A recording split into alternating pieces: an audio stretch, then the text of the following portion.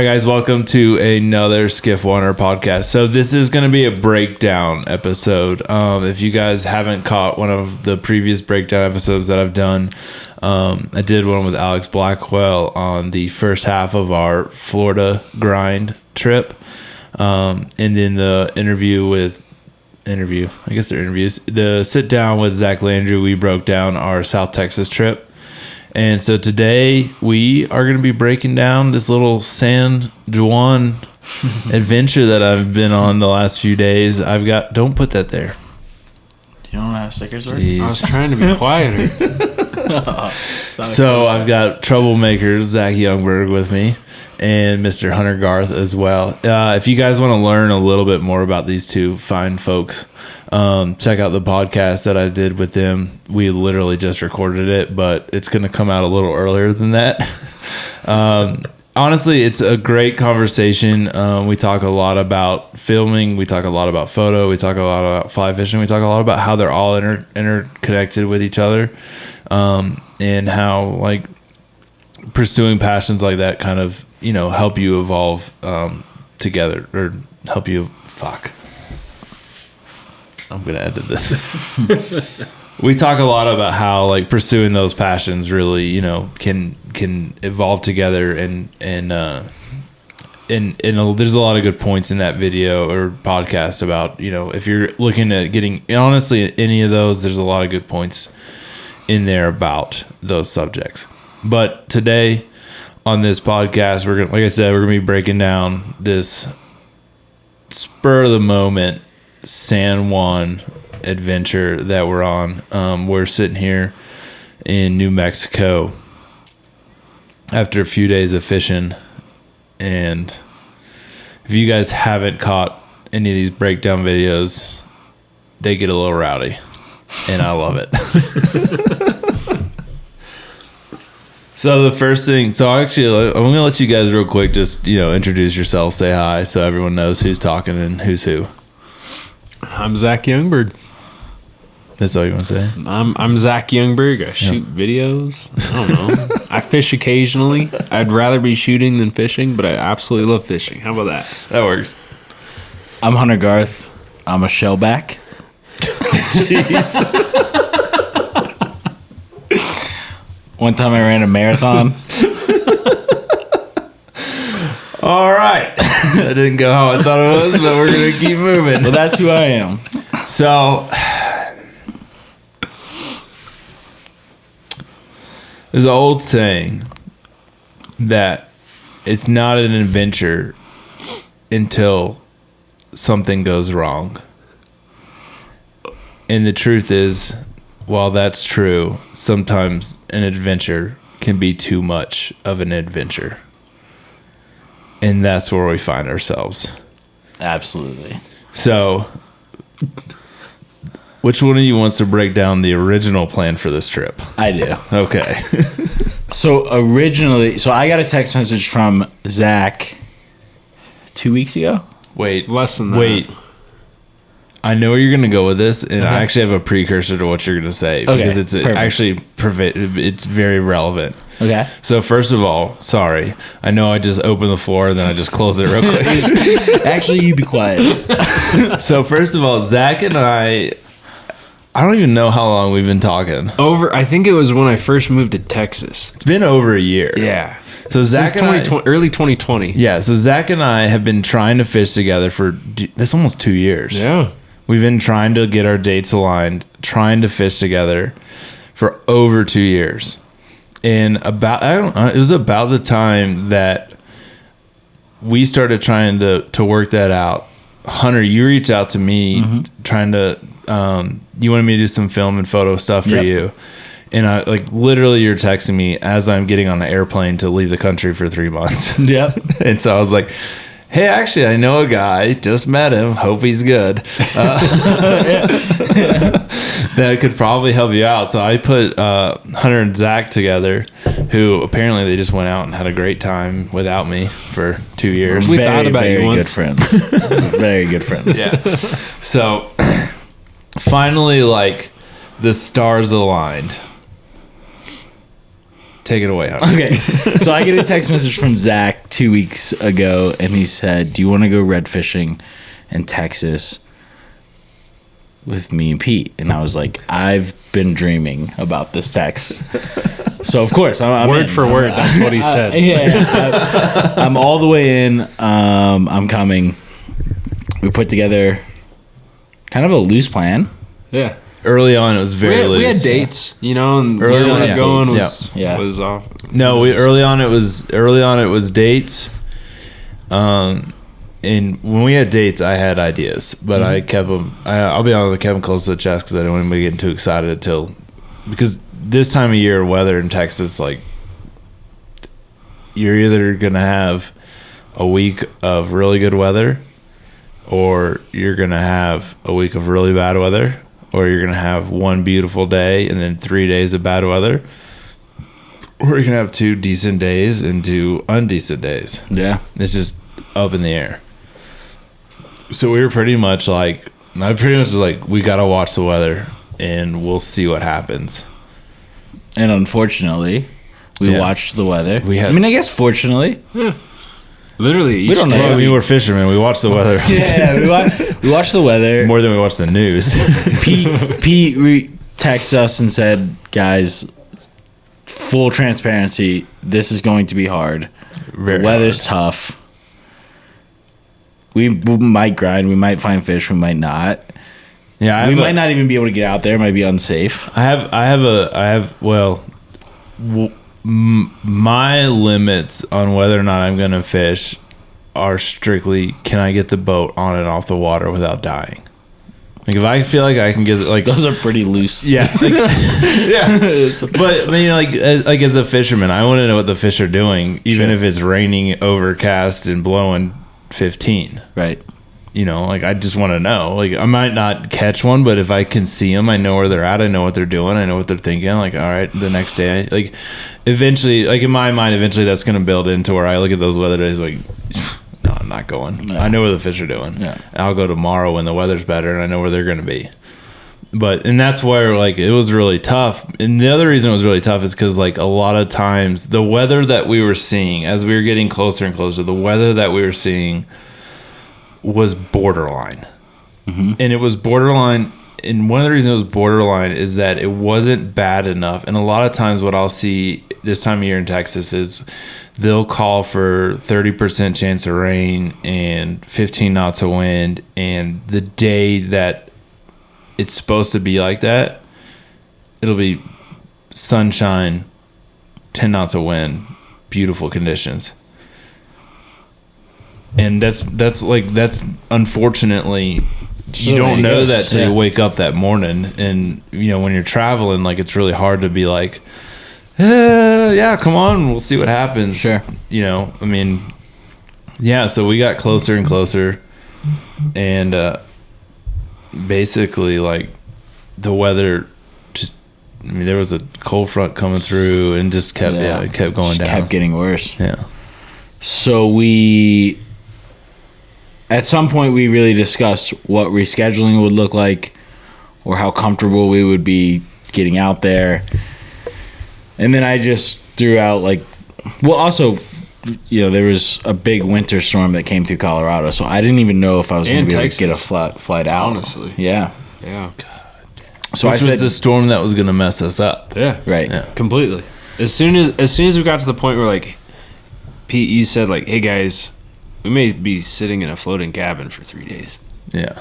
Like, then I was like, oh, okay. So I was actually nervous about it because I was nervous to say, hey, guys, the weather is not great here, and if it's not good, I've been trying to get to New Mexico. I want to fish this river.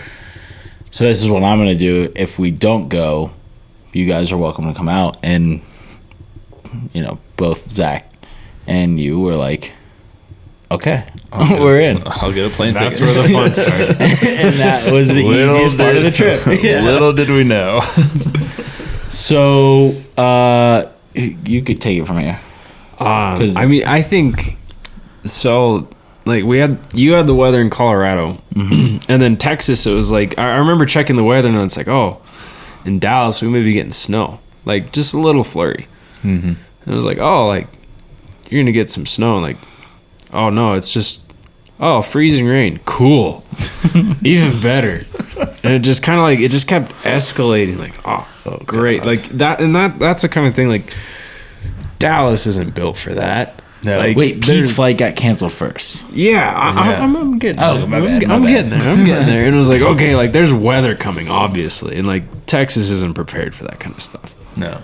And so then it was like, okay, like, flying may get a little interesting. And that's, take it away. Yeah, so Wednesday. So I was supposed to fly to Denver on Thursday.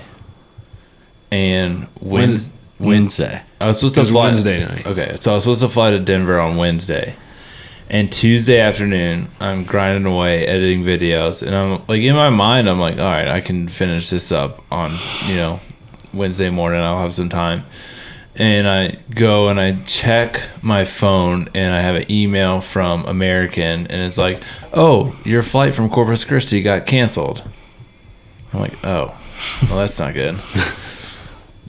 So I call American, and I sit on the phone on hold for an hour, and I finally get somebody on the phone, and I'm like, hey, I need to get to Denver. And they're like, okay, are there any other airports you can fly out of? I'm like, San Antonio. I'll fly out of there. And so they're actually, they were really good. They were like, yep, we got you a flight out of San Antonio, and it actually got me into Denver earlier. So I was like, sweet, this is fantastic.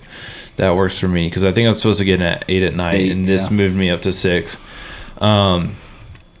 And then I had booked the rest. I had booked everything through Expedia. So like my flight home, I just canceled it because within 24. Like we literally planned this trip within 24 hours of us flying. So I was able to cancel my flight and rebook it. So I flew back into San Antonio for no charge. And then the next morning, get up, drive to San Antonio, park the truck, get all my bags out of the truck, start walking to to go check in, and like look, and I have a notification on my phone from American. I'm like, oh, let me look at that, and it's like, oh, your flight out of San Antonio to Dallas has been canceled. And I'm like, are you kidding me? Like 2 flights canceled within like 12 hours. Like, this is not good. And we start texting, and I'll tell you right then, I was like, I don't care what happens. Like if I can't get out of San Antonio right now, because I knew I could still cancel my flight home, I was like, I will drive to New Mexico. I'm going fishing. Like at this point, I'm like, I'm going fishing. I don't care what it takes. I'm going fishing. And so I start. So I have to, you can't just so I go to look at if I can change flights. And they're like, no, it's too close to the flight. They're like, you have to go talk to somebody. So I go talk to somebody, and I'm talking to her. I'm like, and I asked her, I was like, so what's the situation in Dallas? And she's like, everything's shutting down. Can confirm. And I'm like, what do you mean? Like nothing's getting in and out of there. And I'm like, oof. So I text, we're in a group text, and I text everybody like, look, my flight's canceled. Zach, it's not you were already I think you texted us, and you're like, hey, I got freezing rain. And I was like, Zach. Yeah, I had like an 1/8 inch of ice on my windshield. That was that picture I sent. So I was like, Zach, I don't know what's going to happen. If I can't get a flight out of here, basically, I'm going to start driving. And if your flight gets canceled, I'll come to Dallas and pick you up. And we'll just meet Hunter in New Mexico. And probably one of the craziest things that's ever happened to me in dealing with airlines is she was like, wait, do you need to get there? I was like, I need to get to Denver. She's like, do you need to get there today? I was like, yeah, I need to get there today. And she was like, all right, hold on. And she goes, all right, so I rebooked you a ticket with United. I'm like, excuse me? She's like, yeah, you're going to fly with United. I was like, all right, cool. All right. She's like, it's a direct flight to Denver. You'll get it in same time pretty much. It's fantastic. We're just going to circumvent Dallas altogether. Which also I learned, like, I didn't know at that time that there was a direct flight to Denver out of San Antonio that leaves every 2 hours. I was like, okay, I need to know this. Now you know. for future. Good intel. So that was like my story. Like, got on the plane, no problems, made it to Denver. Meanwhile, So it was like, okay, you're going to have snow, freezing rain for like 2 days in Dallas. And I was like, all right, this is going to be fun. And like flights were just getting canceled left and right. 1,000. Yeah, 1,000 by the end of the day. Yeah. By the end of the day, there were 1,000 flights canceled in and out of Dallas. And Which has to be all the flights, right? Like, Literally. there's not. It can't be it's gotta more be than everything. 1,000 Yeah. flights, right? yeah, and it was nuts. And like one of our good friends in Dallas, like she works at American, and it was like, oh yeah, good luck, you know. And Very helpful. yeah, exactly. And it was like, okay, so I hop in the truck. Well, I didn't hop in the truck. I turn the truck on. I melt my windshield because I had an 1/8 inch of ice on there. Finally melts everything off, and then I pull up my phone. I'm like, all right, how long is it going to take to the airport? I gave myself an extra hour. And like I travel a lot for work, and I was like, I have it down to a formula of when I need to leave, what time of the day, and this was like, I'm putting an extra hour in no matter what. And I'm like, okay, it's 45 minutes as compared to like 20 to 30 usually. And I'm like, all right, hop on the highway. It's like, okay, I'm going to put chill music on. I know this is going to be slow. None of these Texas people know how to drive on ice. Like, I come from Reno and driving over the Sierras and stuff. So it's like, this is like, okay, like just go slow and be smart, you know? And so I'm like, all right, I'm going to take it slow. And like getting out of downtown Dallas was like, all right, it's slow, whatever. But then I hook over onto, what is it, 635, and like that's where there's like huge, there's probably 6 lanes between the two directions, and there's just cars littered everywhere. I'm like, all right. And like I passed cars that had literally just collided like 5 minutes prior to me, and like fires pulling up next to us, police are in the other lane, they're using the emergency lane, all this stuff. And like they're not gnarly accidents, but it's just like, it's people that just don't know how to drive on this stuff. I'm like, oh, all right, this is getting stressful, you know? And the whole time I'm like, okay, I haven't gotten my alert from American that my flight's canceled yet. Like, maybe there's hope. Maybe this pilot is from Denver. They know bad weather. Yeah. They can handle this, you know? Granted, it's not up to them, but whatever. And so we cruise to the airport. I get my bags checked in. They don't say anything. I'm like, okay, cool. Like that's the next step, you know? I'm getting closer. Get over to the gate. I'm like, okay, cool. They haven't said any delays or anything. Finally, like 10 minutes before we board, boom. There's like an hour delay. Well, that's not good. Text you guys like, hey guys, delay. And then they're sitting there like, hey, we're moving you gates, or we're moving you terminals. I'm like, oh, okay. All right, well, that sucks. Cruise over, and this was like, I should have known when this happened, because I walked by, when I get to the new terminal, I walked by the American help desk, and there was like 150 people in line. And I was just like, Yeah. oh no. Oh no. And then I get to the new terminal, and the person's like, hi, no, this flight's still going to Jackson Hole. I don't know why you guys are here. I know they sent you over here. and they just like click. I'm like, okay. And then like literally 30 seconds later, she's like, boom, flight canceled. It's like, crap. So flight canceled, like, crap. Text you guys like, hey, flight canceled. I'm gonna go up to the desk, see what they can do, see if there's someone else flying out, whatever. And it's like, yeah, dude, you're not getting out of Dallas. That's not an option. And the first thing the lady says is like, I can get you out Friday. I was like, oh, sweet, 2 days late. Perfect. That's exactly what I was hoping for. But so finally I'm like, all right, I just got to get home. Hey, can I get my bags back? That'll be 4 to 8 hours before we can get your checked bags back. I was like, perfect. I don't need my tripod. I don't need my gimbal. I don't need my drone. I don't need my chargers. Like, that's totally fine, guys. My waders, my boots, like, it's all good.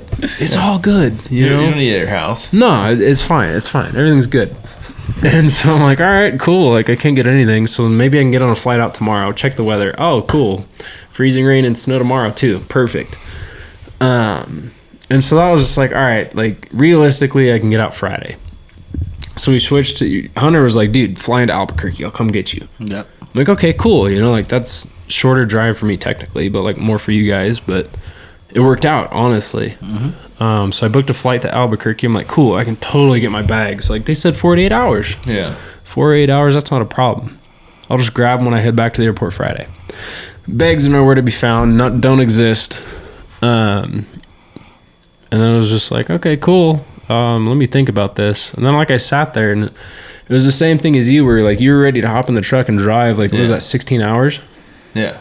That's a haul. I was like, I'm going fishing. Like I got an extra pair of waders. We can rent boots. Wait. So meanwhile, Pete's on his way here. Yeah, Pete's already on his way. Zach and I are trying to figure out what to do. Yeah, we're racking our minds. Full panic. Yeah, we're racking our minds. Like, what can we do? This place. Yeah, that was when you found out there's no refund here either. Booked this place. I look at the cancellation policy and it says 14 days, and we had already booked 4 days. And I'm like, well, I'm not. If we're gonna pay $800, we're going fishing again. We booked it all. And my original thought process was okay. Look, Pete and I will stay around Denver. We'll hang out. We'll go fish the waters that I know. But again, there was a huge storm. Freeze to death. Yeah, and like the warmest water that I could find was going to be 9 degrees. Not the water itself, but the air temperature was going to be 9 degrees, and I was like, this is going to be brutal. Yeah. If anyone hasn't fished in 9 degrees, it's basically frozen hell. It's a lesson in just breaking ice off of guides. Mm-hmm. And every other cast. Yeah, cleaning ice off of fly line every cast, or somebody cleaning ice off a tippet.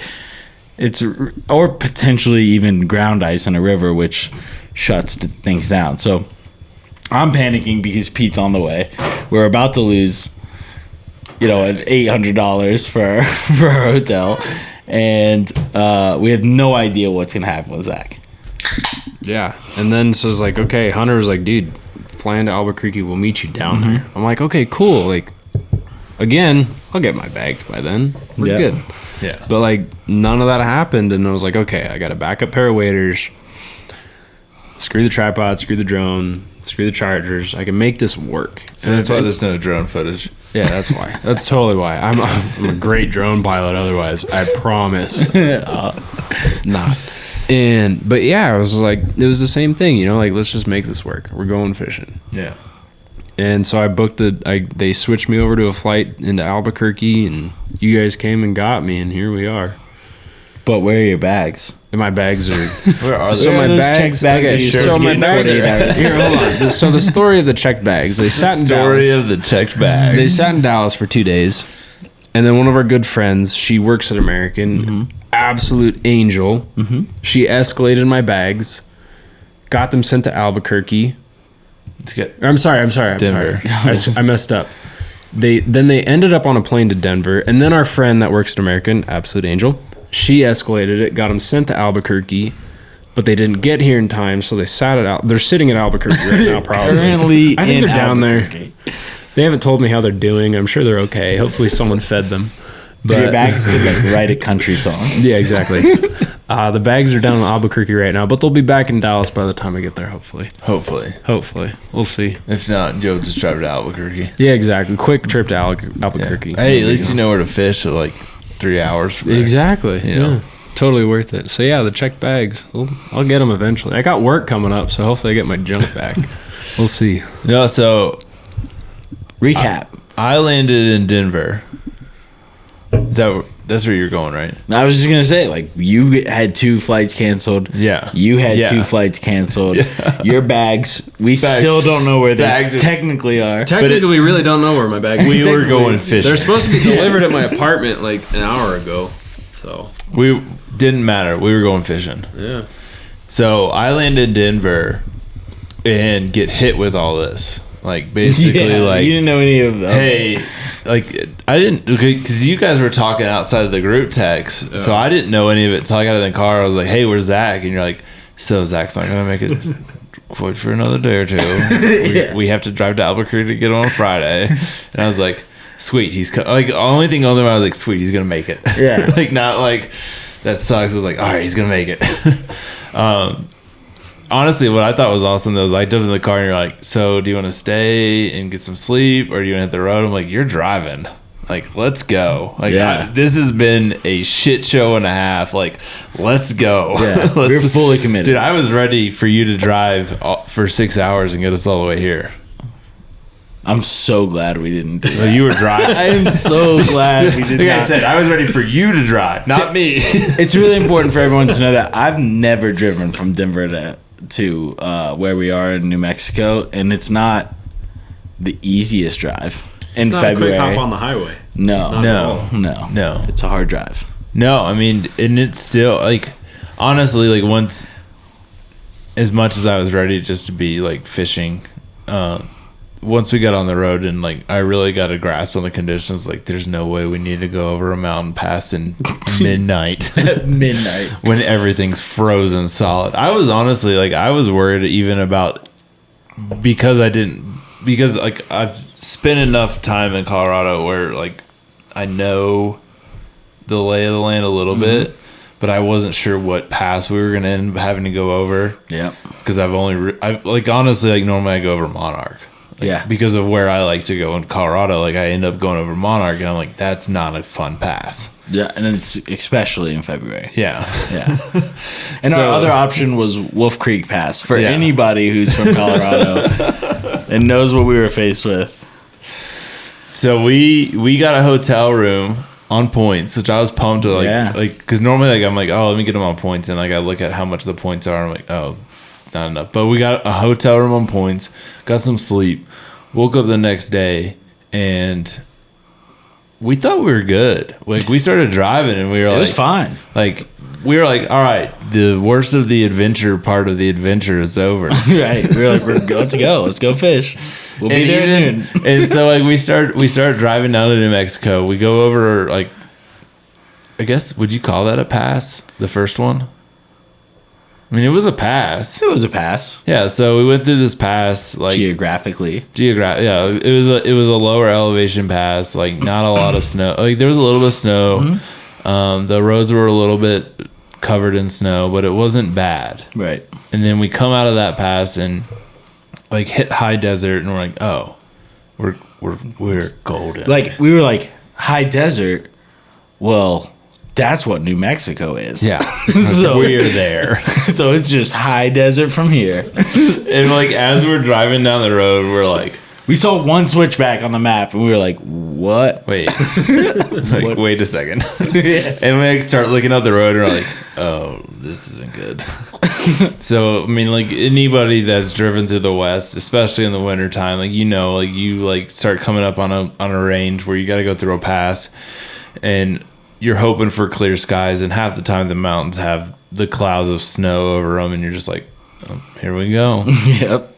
And then even once we got in, like, once we started getting into that pass that we were gonna go over, like, it was still The roads were really taken care of. and it was really still bluebird. Yeah. Like, the east side of that pass was, like, beautiful. And we start going up, and we're like, oh, this isn't too bad. Well, we're gonna be all right. And then we get, like, to the pass. Yeah, we, like, crested the hill. And, we crested the hill to a police officer helping a guy with a trailer who had run into the snowbank because he'd lost control. Yeah. And we were like, oh no. Here we go. Yeah. What did he say? He was like, Take it easy. be careful, take it easy. Yeah. There's cars everywhere. Like, Everywhere. there's cars just Like, littered there's everywhere. cars littered everywhere. And we're like, oh, here we go. And I mean, like, it was literally like one of those. I mean, we came over that crest, saw that whiteout conditions. Whiteout. And Straight up. Just whiteout. like snow all over the road, snow blowing everywhere. And it wasn't really snowing. It was wasn't. just getting blown around. Yeah, it was just Yeah. wind. And then, yeah, we talked to the cop, and he's like, you guys are going to, I mean, you guys are going to die. I'm like, all right, here we go. I You guess got it. we're not done adventuring. Yeah. One more adventure. I mean, you were driving. I didn't think it was that bad going down. I I didn't think it was that bad. I thought the roads were in good condition. Yeah. There was way more snow up there than I thought there would be. It's just nervous driving. Yeah. And only just because, like, your brakes don't count. Everything had already got, like, so many things had gone wrong. We were kind of in a pattern of, like, it's bad. Like, no one wants us to catch fish this weekend. No one wants us to fish. No one wants us to fish. So I expected the worst, but we got through it. No, it wasn't. Like, honestly, like, for what it looked like, it wasn't as bad. It could have been a lot worse. Yeah. If we'd gone over Wolf Creek, we never would have made it over Wolf Creek. I don't think we would have made it over Wolf Creek. I think we would have got there and there would have been a pass is closed sign. Yeah. Mm-hmm. So we finally hit New Mexico. Like, that pass actually put us into New Mexico. Yep. And we finally got out of the mountains and into high desert New Mexico. Made it all the way to our lodge. Lodge? It's a lodge. Lodge. This isn't Alaska. I mean, if you guys are watching this right now, you can see what we're staying in. It's a lodge. It's a lodge. And so we... I was going to see if it said, like, lodge on his shirt. It just says I'm a fish head. No, nothing about lodges, just... So we get checked in and we talk a little bit with the ladies in the fly shop, and they're, you know, kind of like, I mean, we're fishing new water. Mm-hmm. Definitely for me. Yeah. Also for you. Also for me. Yeah. Fisher. Yeah. I mean, and they kind of are like, we're like, you know, where should we go? And you know, they give us a spot to go check out. Yep. So we basically, like, just threw our bags down, grabbed what we needed, and rigged up rods, and we went to the river. And we walk into the river, and we're like, we see two guys fishing. We're like, how's the fishing? And they're like, not good. Not good. Like, not good. And also, you know, maybe 20 steps later, I almost step on, like, a 21, 22-inch brown trout who's just straight chilling. Spotted river trout. Spotted river trout. Yeah, so we almost walk on a reasonably large brown trout. It's a nice looking fish. And then start catching fish. Holy smokes. Yeah, I think the third or fourth cast, like, that I put out, having never fished Western rivers, having never really fished for trout, landed a rainbow. Mm-hmm. And then took some video, let him go, threw it back out, caught another rainbow, and then looked down the river, and Hunter had a massive, great looking rainbow. Yeah, not a great looking one. No, you're right. Quasimodo. He's like one of those rainbows with, like, one eye is looking one way. He's got a giant hump on his back. He's, like, spilling over with fat. Textbook stalker. But textbook stalker. But a fish that took drag. Yeah, and that counts. Dude, I was so pumped. Yeah, I was like, this is awesome. Yeah, here we go. And while I'm thinking, like, this is awesome, here we go, I also am thinking, like, wow, something doesn't feel right. And so I start feeling, like, really lightheaded. Yeah. And I don't even know basically how to describe it, other than the fact that, like, I had just come from sea level to I don't know what elevation we're at right now, but I think we're at seven. Are we? We got to be close to 8 because the signs when we were going to Albuquerque were like 7, 6, 7, 8. We were going down. We got to be close to 8. Let's see. Come on, Zach. What do you know? So basically, Zach's looking up, but basically, like, if you guys at sea level aren't aware, there's a little bit less oxygen up here. probably explains a lot. 5,700 feet. Really? It's that low. Archuleta. Archuleta? It's only Archuleta? 50s. Yeah. Wait, so we went up I don't know when we dropped 1,000 feet, but to like the temperature certainly didn't. We came down a hill Reflect up. coming into the lodge. There's a hill right there. That's true. I got some questions about your Google skills. So basically, like I got hit hard on the river. I mean, it was a combination of a few things. Like I hadn't eaten all day, I hadn't been drinking water. He bypassed a gas station hot dog. Dude, in an unusual move for me, I bypassed a gas station hot dog. You miss every shot Honestly, you don't take. Shun. And like I just got hit hard to the point that I was like I was sitting on the side of the river like I don't know what's happening to me right now. Like I did not feel great, and honestly, I think it was a combination of having not eaten, having not drinking water, altitude, and then it was 19 degrees outside. Yes, it was very cold. So We were not through this storm, no. by the way. No, yeah, and I think like honestly, I think like my body was like trying to burn something to keep me warm. It was like, yeah, we got nothing left, dude. Yeah, nothing. So we're just gonna shut her down for a while. Yeah. Also, we need oxygen. That's not coming in. So yeah, we're just gonna call it quits. And which like I still feel terrible, and I felt terrible because we were in fish. We were in fish, and we probably probably had fish for maybe 20 minutes. Yeah. Yeah. Yeah. And then I was just like, dude, Can't do it. Hunter, I gotta call this because I'm not doing well.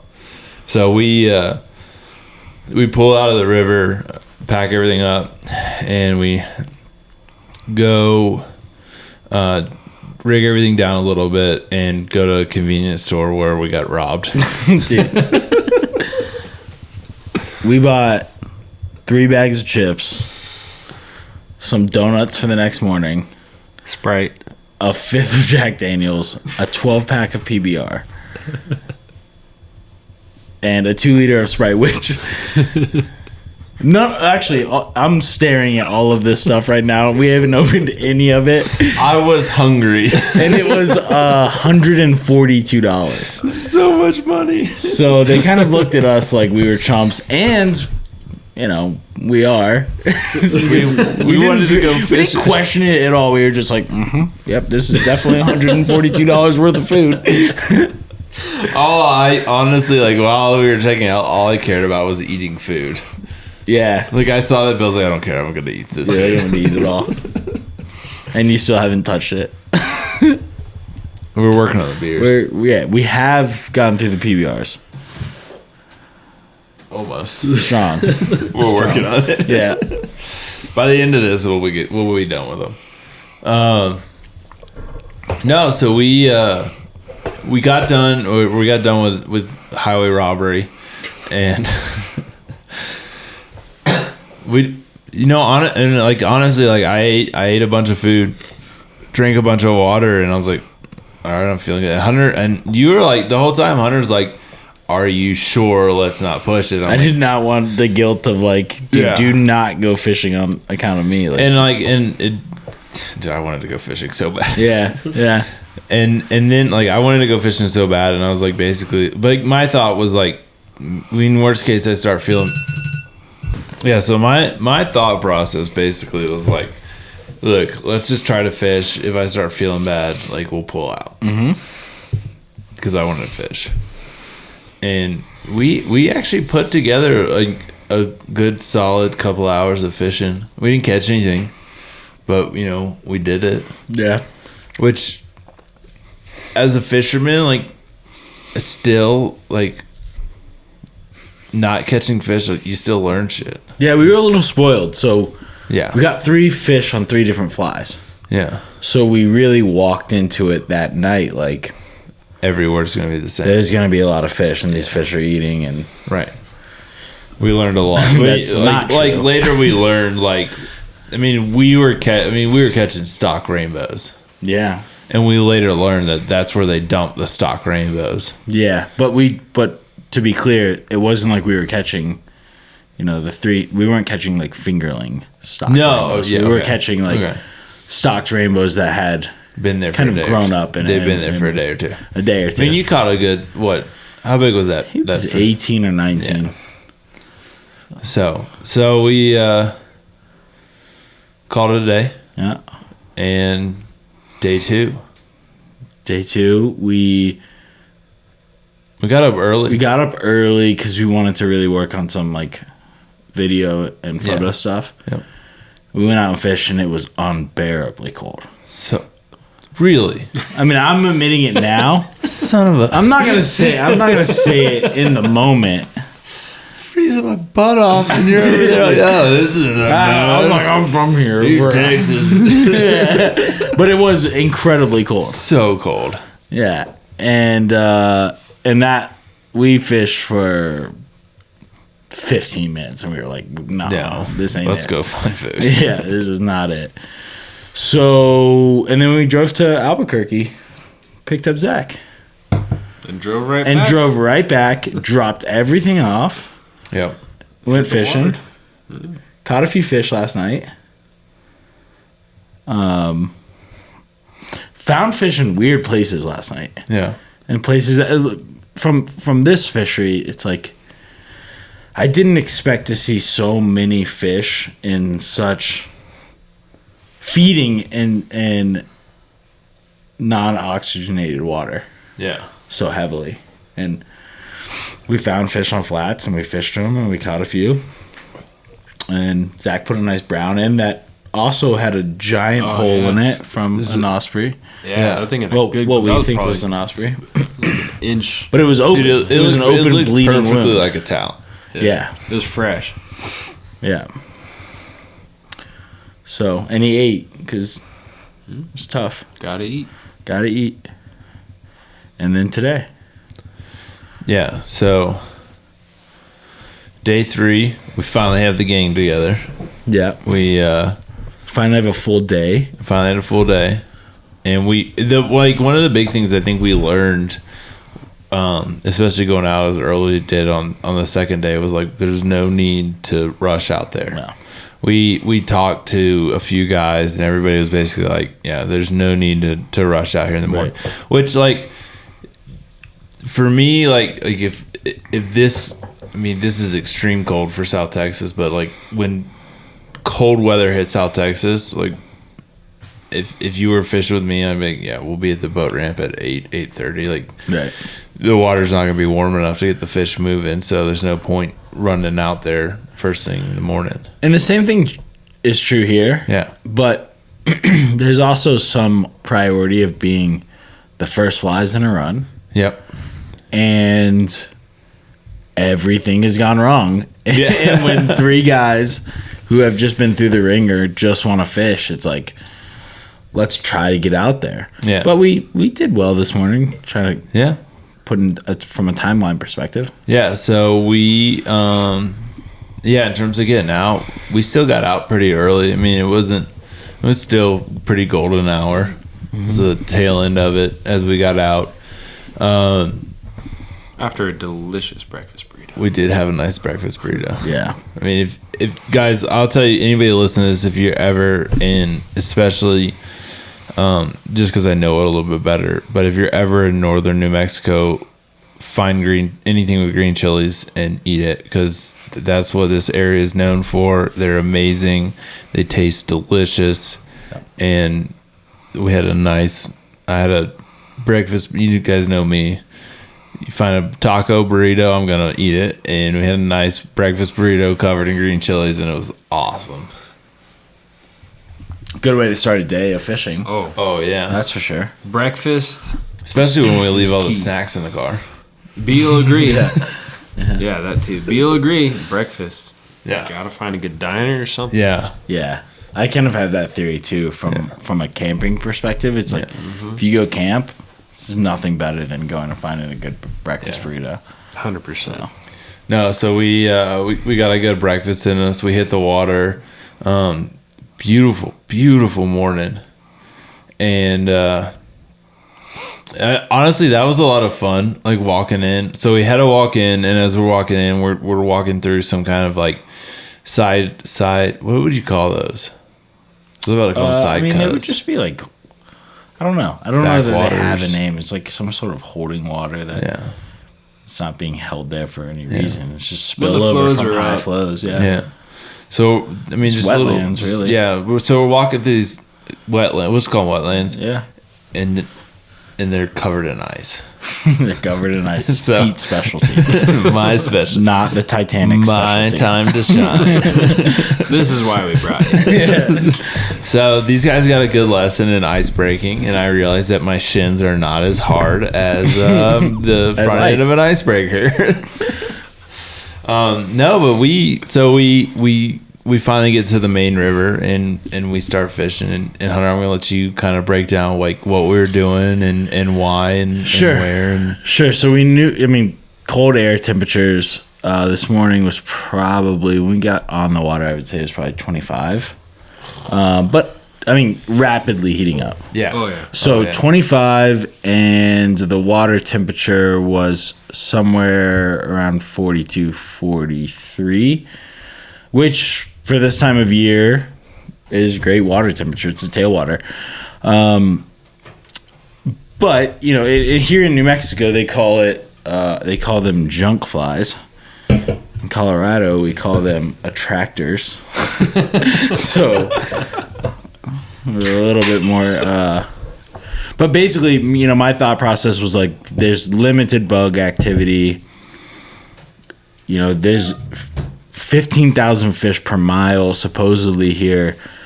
And if that's true, you're talking about very competitive fish with minimal bug activity, which means that there is some level of competition for calories. And so our strategy going into this morning was to fish calorie dense meat. You know, we were going to throw leeches, eggs, worms, and we did. And we I think, Pete, you're the first person to hook up this morning, and I think you did so on a leech. Is that right? Yeah. You don't remember? I can't remember. It's a very unmeaningful day for Pete. He's forgotten all about his experience, but yeah, it started out that way. Kind of played into a strategy, which isn't, you know, that original, but it is logical and it worked. No, I mean, it's the same thing. Like when I hit new areas with redfish, like I try to think of attractor patterns. Mm-hmm. You know, I try to think of like I know where the fish might be, but I want to test my theory before I try to get super technical on matching what's there. So I mean, it makes sense. And we also are fishing very, very slow tail outs where we knew fish would be kind of hunkered down and not expending energy. And they were there. And they weren't expending energy. They were very lethargic this morning. We probably fished that way until maybe 10. Yeah, so we around around 10 or so. We sat across the river. Mm-hmm. And get to the other side. And once we got over there, and I think it's important, we all about the same time we're getting hot. Yeah. And what's interesting is we kind of have, there's kind of a I don't know if I'd say it's an unwritten rule, or it's just a saying, is in Texas, like fishing redfish, when you, on cold days, when you start taking clothes off, redfish are getting hot too. And about the time we all started taking clothes off, fishing turned on. Yeah. So we got in a pretty meaningful way, comparatively. But and we were still like we weren't fishing fast water.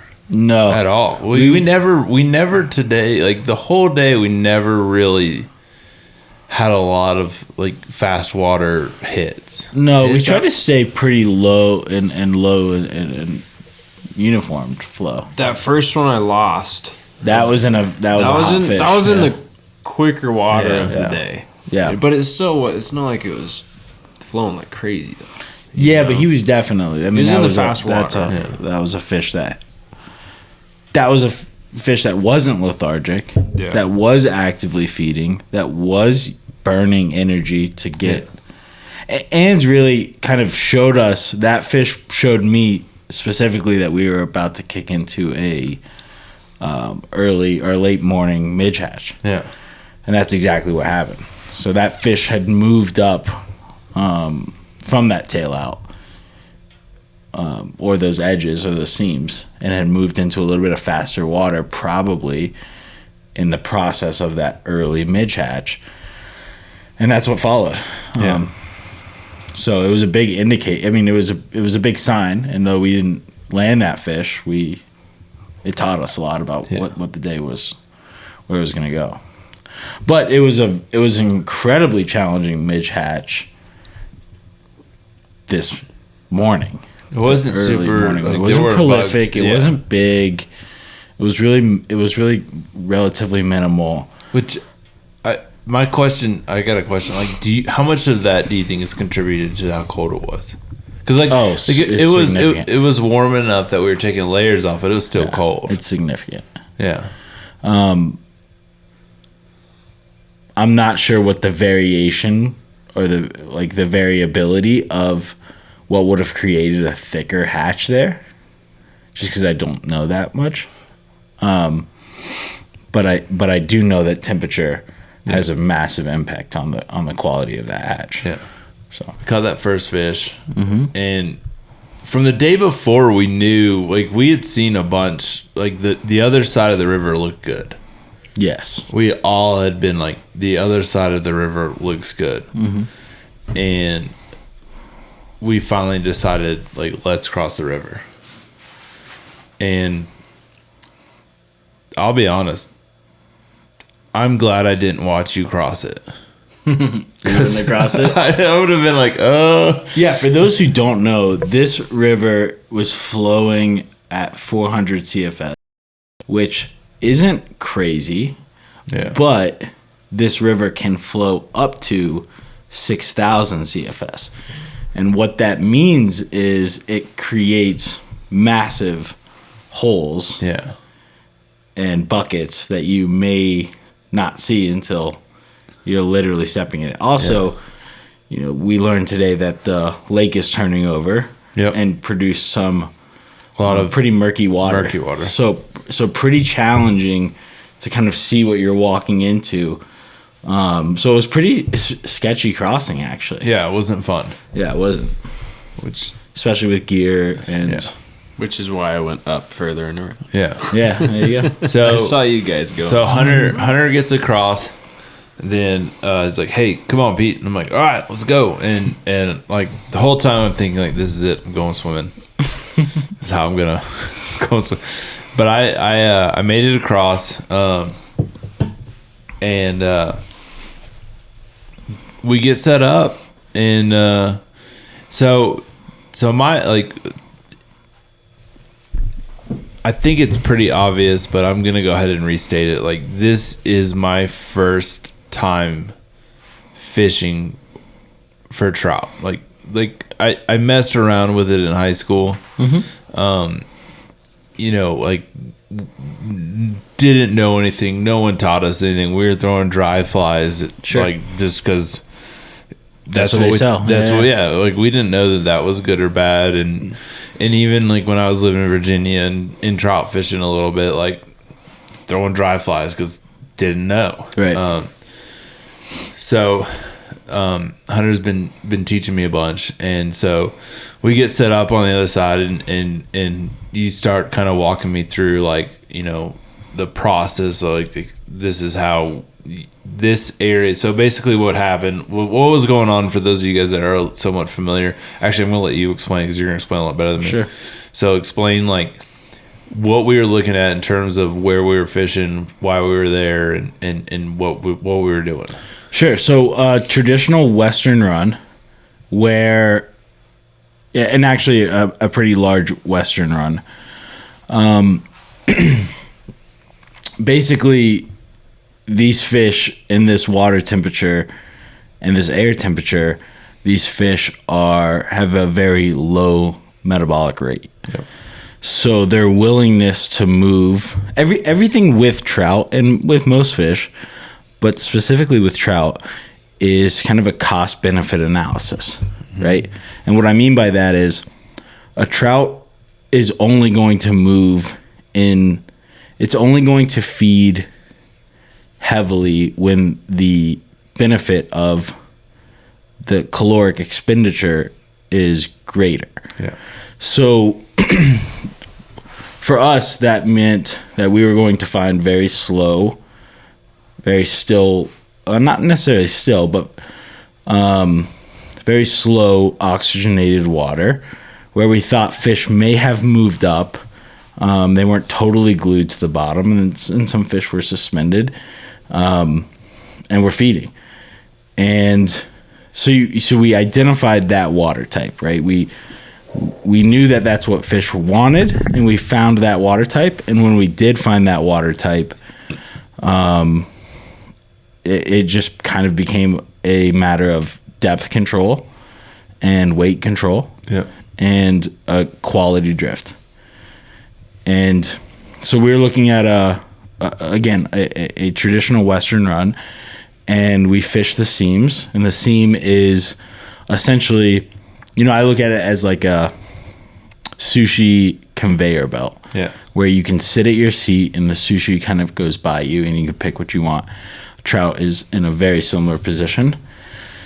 So we're trying to get our nymphs in a position where fish could pick them off on a quality drift, and we did so. Yeah. But though it was funny about so we get across and Hunter's like, all right, so there should be a fish sitting right here, and what you're going to do, because he's like I said, like this is all learning for me. So he's like demonstrating, like, this is how you need to have your line mended. This is how you want your drift to go. This is what you want everything to look like. And was it the second time or the third time? Yeah, it was the second cast. The second cast where he's going through, boom, hooks up. Yeah, and for me, I'm one of those people that kind of measures my productivity on the water and drifts. Yeah. And so, and what I mean by that is, I'm not going to move or change or re-look at things or look at different flies until I know that I've got a quality drift through an area that I think holds fish. Yeah, yeah. And multiple quality drifts, actually. It's not just one drift. And so, in that scenario, when showing Pete, we got a quality drift and a fish ate. Yeah. And I'm not sure I remember what that fish ate. I think he ate a red midge pupa, which isn't uncommon for here, and it's certainly not uncommon for the time of day. And for everyone from Texas, if you're wondering what that means, it's tiny.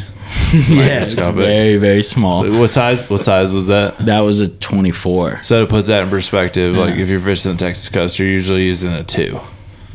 Yeah. 24 is very small. Tiny. I still don't get how that hooks, but it hooks. Yeah. And so we left Pete to that water. And Zach and I, when Zach crossed, Zach and I moved up above the run and found some uniform water. And one of the theories that we had going into this was, again, this is a tailwater. And this is an interesting tailwater in that the temperature swings are very minimal. The water temperature swings are very minimal. So it can swing anywhere between 40 to, supposedly 47. Yeah. Which is not that impactful. So, our theory going into it was, let's find uniform water where fish are comfortable feeding. Which like what's interesting to me about that is when I go out for a day of redfish, go chase redfish, we just call it, we pattern the redfish. Mm-hmm. And it's the same thing. Oh yeah. Where are you finding the fish? What are they doing? What are they eating? What are they looking like? Like, are they happy? Are they not happy? Are they aggressive? Are they willing to eat? And so essentially, you guys were doing the same thing. Like you're 100%. We're patterning the fish. We were scouting. Yeah. We were scouting it. We thought we actually found uniform water that we felt like, look, these fish can sit in here, not expend very much energy.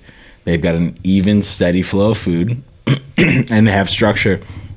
It was textbook. It was textbook. It really was. Yeah. Big boulders. Yep. Shelf. Like. Yeah, and not very much altered changes in the water that would create challenging drifts. And we thought, hey, if we fish this, we should pick up a fish pretty quickly. And we put a nice brown in the net. Yep. Right after. And that's right where I think the fishing turned for the better. Yeah. Oh, yeah. So, and we felt like another thing that's very interesting about this tailwater, and most tailwaters, but definitely this tailwater, those minute swings in temperature can create longer spawning patterns. Longer spawning patterns mean longer spawning patterns mean longer. There's more eggs in the water. Yeah. And so kind of a perfect storm where there could be eggs in the water. It is calorically dense food, and we had the right structure and we had the right flow, and it kind of worked out perfectly, exactly to plan. And we started fishing eggs pretty prolifically and caught fish rapidly on eggs. Yeah.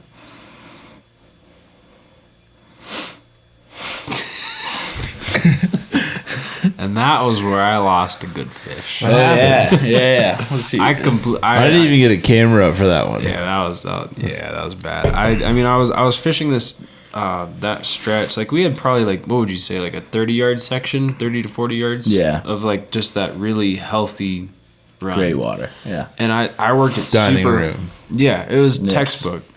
And I worked it super hard. I would go up and down, and I would go in, out, deep. And it just, I don't know how long I was working it, but like I kind of zoned out where it was just like, okay, boom, boom, boom, boom, boom. And finally I hooked into one. And like the eyelets were still freezing and everything. And I handled it horribly. Completely botched landing this fish. And like I hooked into it. I was like, oh, awesome, set.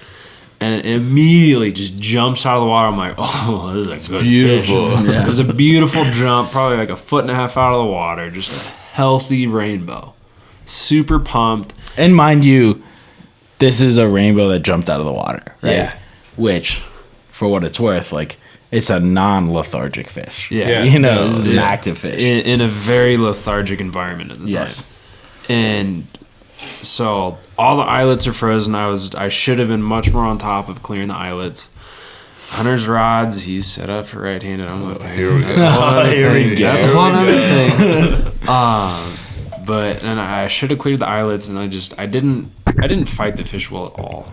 Yeah. And it pops off. Like it jumped, and I should have kept the rod lower, and I had some slack in my hand, and I should have just like been much more careful managing that. It was all around. I failed. Yeah. And the thing popped off.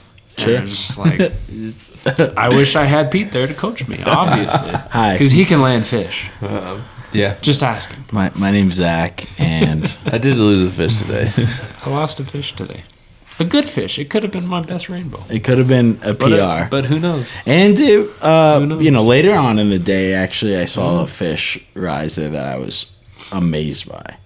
That in that same spot, that I was like, that is a massive fish. I kept like, Hunter, you kept being like, there's a few times today where you were like, hey, Pete, come up here.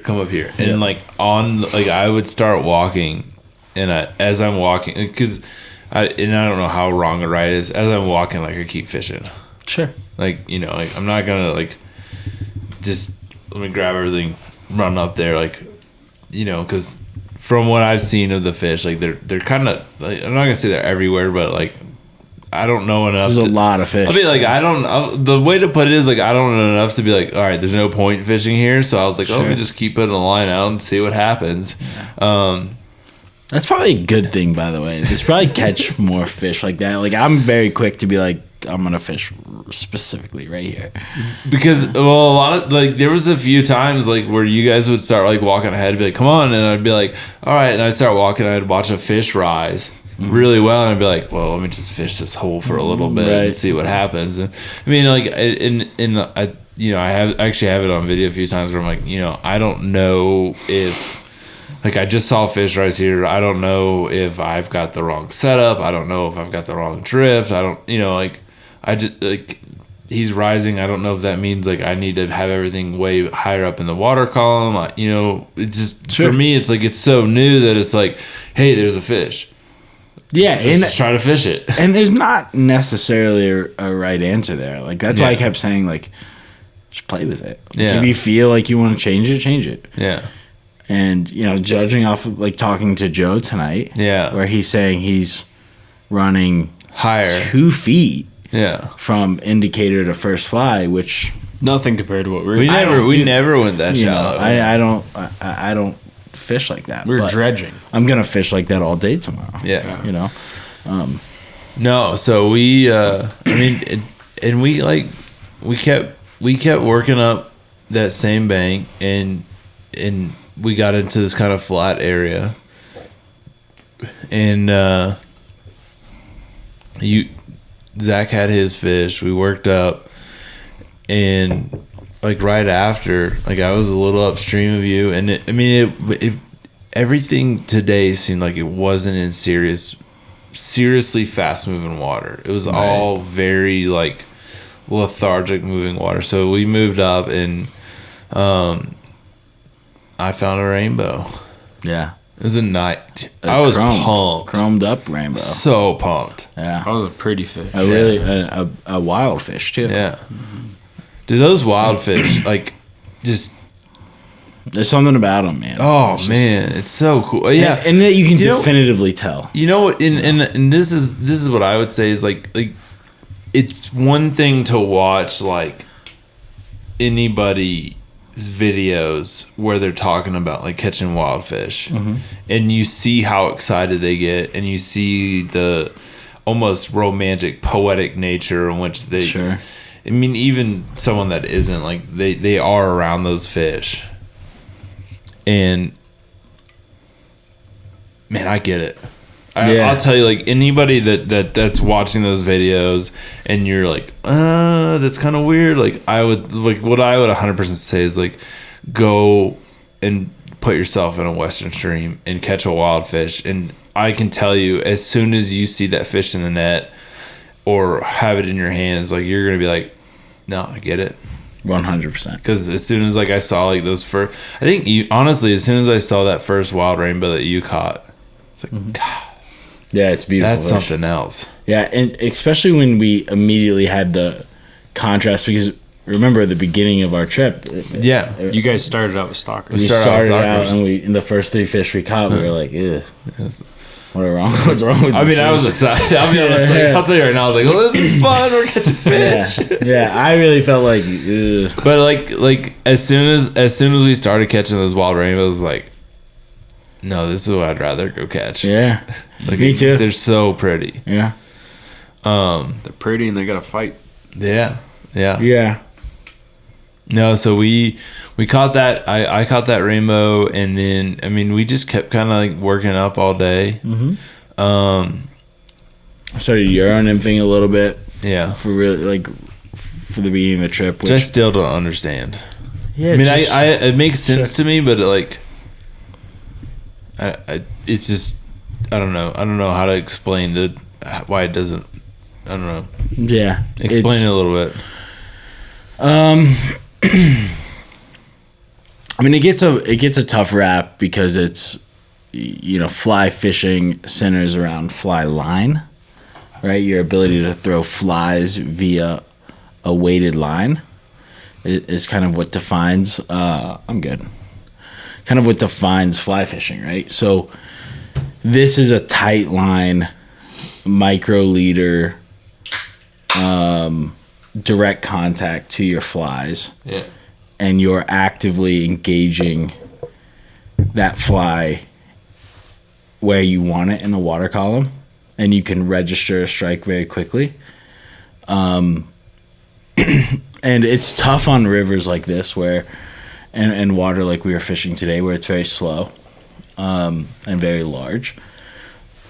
But it has its advantages and it has its places. I'm not going to say that it's a superior nymphing technique, although I do believe that. But I think that there are some people, I mean, like, I know how to Euro nymph, but Pat Dorsey, who is a fantastic fisherman and maybe one of the more notable fishermen in the West, I wouldn't say like my ability to Euro nymph is somehow more efficient than his ability to nymph with an indicator. That's not true. So I'm not going to say it's superior, but it has its place and it has its tactics, and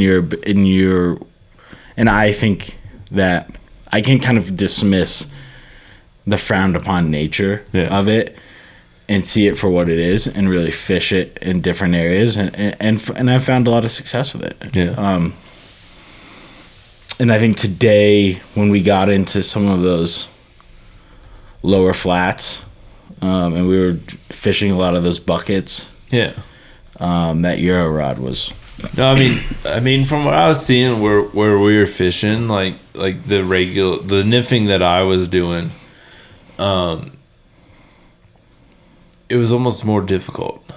Like watching like you guys use a Euro nymph rig, where like how close like we were fishing, like, it seemed easier. Like, it seemed like a more suitable tactic. Than trying to run out a fly line with. Have you ever heard? When people talk about skiing or snowboarding, and they say skiing is easier to learn, harder to master. Other way around. Is it? Snowboarding is easier. Snowboarding is harder to learn, easier to master. Yeah. Skiing easier to learn, harder to master. And I skis like that. I promise you, that's true. And I view that as very similar to just indicator nymphing or European nymphing. European nymphing is easier to learn. It's very challenging to master. Whereas indicator nymphing is hard to learn, and once you really understand what makes indicator nymphing effective, which I actually got much better on an indicator or traditional nymphing via European nymphing. Like, that makes sense. Understanding the components of European nymphing allowed me to be a better indicator fisherman. So, no, I mean, like some of the like the best, like for me, like leaps in understanding what we were doing was when we were later on in the day when we were fishing that hole that had like 5 fish in it that we just couldn't get to eat, but you could see everything. And I could finally like see like where the big brown was. And the big rainbow. I mean, and I could see where how everything was moving and what I was trying to do. You can kind of see the benefits of a Euro nymphing rod in those scenarios. And just for those who don't know, like we sat and stared at, what looked to be a 25-inch brown trout and possibly a 22, 23-inch rainbow. There's some good rainbows in there. We were there for probably an hour, honestly. Yeah, we fished it. And we fished it hard. And we fished it in multiple different ways. We changed a lot of flies.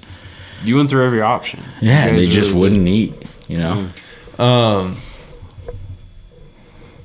before we got there, because we're going to get into that a little bit. Before we got there, though, you found a brown trout. I found a brown in that long flat. I found that yellowed rainbow. And I just found him on an egg. Euroing through on a seam. Yeah. And again, just really focusing on that sushi conveyor belt thought process and saying, there's got to be a fish right here. Yeah. And again, for those who don't know, this is, technically from a Western River winter perspective, it's a fantastic time to sight fish. And I would challenge anyone to just start with seams. Yeah. Right? To start with that sushi belt conveyor belt. If you really want to look for trout, they love that. But this was very difficult to see it. Yeah. So I just fished a lot of seams with that Euro rod and brought a fish to the net. And after that, we started exploring. Yeah. And I don't really recall what led us in front of those two very big fish, other than they kind of were in a bucket and they were actually visible. I mean, they were huge shadows. Yeah. I feel like we stumbled upon And they were eating heavily. Yeah. Yeah, they were. I mean, we kept seeing them rise up and eat. And, I mean, they don't rise into the surface, but they were actively feeding. Yeah.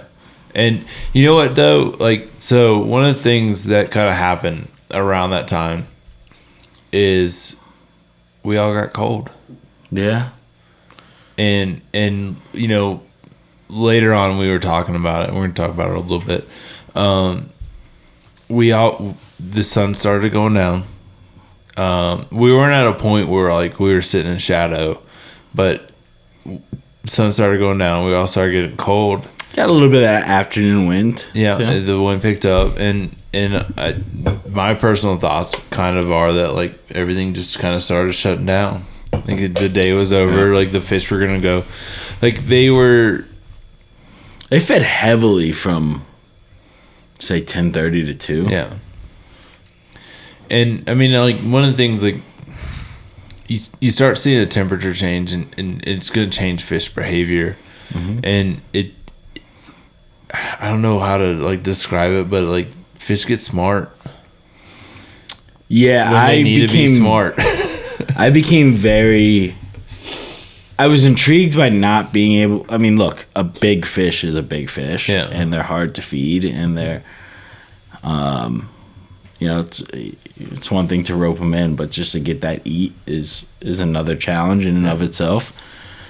But whenever we fished to those two fish for that long, and we're seeing them eat, and we're sizing down tippet, and we're sizing down flies, and we're making constant weight adjustments, and we're making constant drift adjustments, and they're just eating everything in front of us, and they're not eating our flies, I started to become a little bit concerned about what the fishing was about to do. Yeah. And it did until you saw the Betas. And, Yeah. Once you said, hey, I see this bug. It was different than anything I'd seen, so I was like, oh, look at this bug. It's got two nice things coming out of its tail. What was funny though? Pretty wings. What was funny is like I saw this bug of this. Like I'm sitting on the side. I was like, taking a break. I see this bug, and I'm like, hey, Hunter, look at this bug, and like. It was, I'm like, what does it look like? Well, no, like before that, I'm laughing because it's so funny. I've never seen a grown man start running up the river to go look at a bug. Yeah. And Hunter's like, I'm coming. Hold on to that bug. And I'm like, what? So I'm like getting mad, like, why is this guy running? It's a bug. And he's like, what did it look like? I'm like,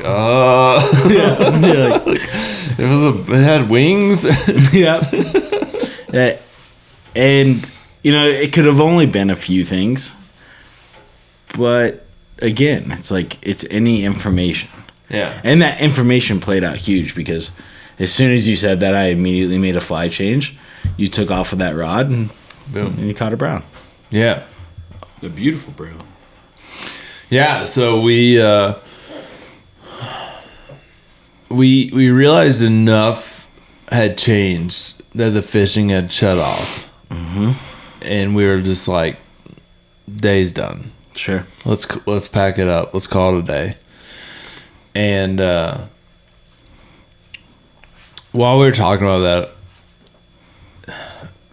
I always feel weird, but while we were talking about that, I was like, let's walk down and try below the tail out that we had been fishing earlier in the day. And very stagnant water. Very stagnant water. Yeah. I was like, we had watched a couple of boats go through there, and just from listening to interaction, like I was like, those guys had caught some fish down there, and like maybe there's some fish stacked up in there, and we're like, and let's give it a shot and see what happens. And so we walked back down there, gathered our gear, we walked back down there, and we kind of set up to start fishing the tailwater. Or the tail out of that little what do you call those? What do you call that? What, like an eddy? No, like the main flow through there. I mean, that's just what it is. It's the tail out. Okay. Yeah. So we walked down and started fishing the tail out, and I just started walking the bank, and I honestly was just basically like drifting. Just straight dead drifting. Just straight dead drifting, walking down the bank, and honestly, like so this actually played in a little bit to more of not so much as me as a fisherman, but me as a person, where like I'm the kind of person that's like, what's over that ridge? Sure. I gotta go see. Like, oh well, it's straight uphill. Like, I don't care. I gotta know what's over the ridge. Mm-hmm. What's around that river bend? Like, what's around that corner? Like I'm just constantly curious about like what's next. Like, and honestly, when it comes into like red fishing, like that's one of the reasons like I have no problem pulling for 8 hours, because like, oh, what are we gonna see next? What are we gonna see next? What's over there? Like, and honestly, like I personally, like if you're gonna get into any kind of fishing, and I don't even care if it's just fly fishing, like you're gonna get into conventional fishing and you become good at it. Like that is, I think it's a great mindset. Yeah, I don't think like, you can around the ever corner? be good at fishing if you're not curious. Yeah, You have to be curious. Yeah. So literally, like I'm just dead drifting, my nymph setup down the riverbank. And as I come around the corner, we see. I honestly think it was a knowing what we know now. I think it was a beaver. We thought it might have been a muskrat, but I think it was a beaver. And I come across this deep channel, cross it, and I'm like, that's got to be the beaver's home. Like just the way like tuck, like there's a nice cut through on the bank into the channel, and I come up and there's like this kind of like eddy cut out with a bunch of sticks, and I'm like, I wonder if this is like where beavers being beavers, he's gonna set up shop and everything. And I move that nymph a little bit into where that eddy current's going, and I'm not even paying attention to it. I'll be like 100% with you guys. Like I'm not paying attention. I'm so curious about like what this beaver's doing. I'm like looking around, and then I like just go to like move the fly so I can like make sure it's not anything. Sure. And I go to like move it, and I'm like, oh, it's stuck on something, and like start stripping. I'm like, it starts wiggling around. I'm like, oh, I got a fish. Yeah. Yeah. Classic. Yeah, and that's how I caught my first. That's how you caught your first brown trout. That's how I caught my first brown trout. And I don't know, like I don't know if you guys like. I mean, obviously you heard me, but like, just like hotter. Yeah. Get down we're on here. our way. We move fast, and then the day kind of closed out with a quality midge hatch. Yeah. And as we moved into those flats, we saw several fish. Oh, a bunch of fish. But not rhythmically, which is not something I'm like really keen on fishing from a dry fly perspective. Okay. I think that, when water's that still. What do you mean when you say not rhythmic? So on a good hatch, on a good hatch, trout will rise kind of in a rhythm. Yeah. Okay. So it's like they'll sit, they'll eat, they'll go down, and they're kind of in the same spot. Yeah. Okay. And they'll kind of lose themselves in this process of eating, and you can get relatively close to them. You can time it, and you don't have to really lead. Like a big mistake that people make in dry fly fishing is like leading a fly to this rising trout, but Just hit him on the head. hit him on the head in rhythm, right? And then Yeah. you've got a fish who doesn't have enough time to really recognize the quality of Okay. that drift. You still have to get a good drift, but there's more room for error. Yeah. And so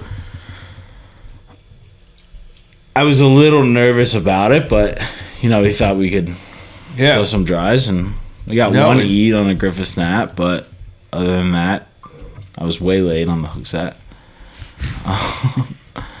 But other than that, it was tough. It was very, very challenging water to, and in fact, looking on the map, it's called Frustration Point. Yeah. Which is a fitting name. But we got to, there's never a time when it's not enjoyable to just watch a fish do its thing. I love that. And it's really cool to mesmerizing. watch those trout just, and to really see the pace in which they'll do it, or the bravery in which they'll do it, or why they rise, or when they rise. And, we saw fish eating emergers, we saw their backs, we saw tails, and we saw fish sipping dries. So. By the way, for all my Texas homies, trout tails are nothing like redfish tails. yeah. You only see their tails on the roll. Yeah. Right? It's not like their nose It down. honestly, you want to know what it reminds me more of? Watching Juvie tarpon. Interesting. Rolling? Yeah. Yeah. That's a good point. But I mean, it's a similar yeah. eat. Yeah. No, I mean, like, I was super pumped just to be like just to sit there and watch it. Yeah. I mean, I'll be honest, like, every time I saw a fish, like, really rise up and eat, like, I was like, oh, that's so cool. That's so cool. Yeah, it's super cool. Yeah. Yeah. And it's hard to beat, especially when you're nymphing all day. Yeah. It's nice to cut everything off Yeah. and say, okay, I'm Let's going to tie one fly here. Yeah. I'm going to, It was- what's the movie called? River runs. River I'm Runs, gonna get out there and river runs The through movie. the cast. We're going to go swimming down through the rapids just to catch the fish. Yeah, a 24-inch fish. Strap in, man. Hold Yeah. on to the fish. What are you doing? No, I mean, Can't relate. like, for me, like, watching that, like, I was honestly, like, we all got set up, and just seeing we never got them to eat, but just watching those little tiny brown trout 3 feet from our feet just rising up to eat, like, It's wild. so It's cool. absolutely wild. And then we met Joe. What's Joe's last name? Cardone. Cardone. Cardone. Joe Cardone. Corleone. So Joe Cardone, who you should Google him, I guess. Yeah. Is he Googleable? He's Googleable. That's cool. Throw IMDb at the end of it. Cool. Yeah. Yeah. Joe Cardone IMDb. And Joe is very clearly a lifelong fly fisherman who genuinely seems to care about this. And I have met one other person like him. Yeah. And I was in Yellowstone this summer, and I met a guy who he was a professor at NYU, and the guy just absolutely loved fly fishing. And I really felt like that with Joe. I really felt like, look, this guy's pursued this for 30 plus years. He's got a second home on this river. He's been fishing it for 25 years. He's got great stories. He's got different styles. And he watched us all day long, and none of us thought about it. I didn't think about him with watching a passive us. eye, he was watching us all day. Yeah. Oh, yeah, I didn't. Yeah, like when he was like, "Oh, I've been watching all this," I was like, "I don't even remember that." And he guy. answered every single one of my questions with clarity Yeah. and confidence, and you could tell he's not bullshitting us. He answered us in a way. He answered us in a way that was meaningful and easy to understand, and it was honestly the highlight of my day. It's like, Dude, that was, it was one of the things. Man, I feel like I'm about to go down a road that's gonna get me in trouble, but I'm gonna go down it. Like, it was one of the things that I've picked up on fishing these rivers that I think is different from salt. And this is where I'm gonna get myself in trouble, but Okay. I'm gonna go down the road anyways. Is Like the number of people that we've talked to that are like, just here's everything I've done. Sure. Here's all the information I can give you. It's been just mind blowing. Yeah. Like, like saltwater, you go to fly shop. Like, I'll be honest, you go to fly shops, you're gonna get that kind of information, that kind of intel. Mm-hmm. Especially if they know you're fishy. Sure. But like if you run into somebody, like if you're out on like I've never like been out on a flat and like just been like, how's your day going? Good. What do you guys? How's what are the fishing? Like what do you like we were doing like what are you guys been fishing? Oh, we've been fishing junk flies. Sure. Like I've never had that kind of interaction on the water, and like it's been so like, this is cool. This is awesome. The willingness to share information. Yeah. Like everybody that we've run into is like, man, I want every single person out here to have it as good or better of a day of fishing than I'm having. And to be that, to have that level of success. Yeah. And I'm not sure I'm there. I mean, I'm not sure I'm even that nice of a guy, right? Like I look at Joe and I'm like, could I hang in there and answer those questions that some kid was asking me? And I'd like to think I could, but I wonder too. Like you said, like Joe said, like he was watching us all day. Like, he knew we weren't screwing around. Yeah, like we had our fish. Yeah. So I mean, without having Joe sitting here with us, I wonder how much of that it was like Joe was like, all right, these guys, they already know what's up. Like so, like just give them a little push. Yeah. But I mean, like for somebody like, and what I'm saying though is for someone coming from the salt and seeing like how trout guys interact with each other, like it's just really cool to see like everyone's like, we're all gonna go out here and have a good day. I've never met you. We're gonna go out here and have a great day. Yeah, and a lot of it might be seasonal. Too. Yeah, I mean, you got to remember fair. that it's fair. February. That's fair. If you're fishing the tailwater in July and you can't catch fish, I certainly can't help you. But if you're fishing out in February and you're really grinding and you're working hard for fish, it may be that might not be true either.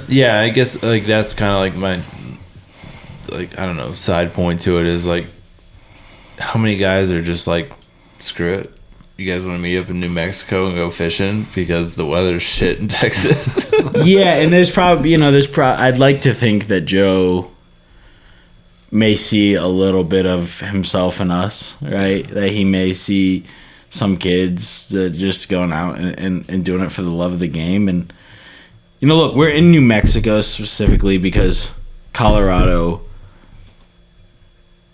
the weather was brutal. Frozen. It was just absolutely brutal. So we were just gonna find a way to fish one way or another. Dude, wherever we had to go. And I mean, we could have gone to Belize, but and you put yourself in Joe's you put yourself in Joe's shoes, and all of a sudden it becomes very easy to share information. And what guy who loves fishing or has been doing this for 30 years doesn't love talking about it? Exactly. Exactly. I mean, that's my biggest thing is I love talking about fishing. Me too.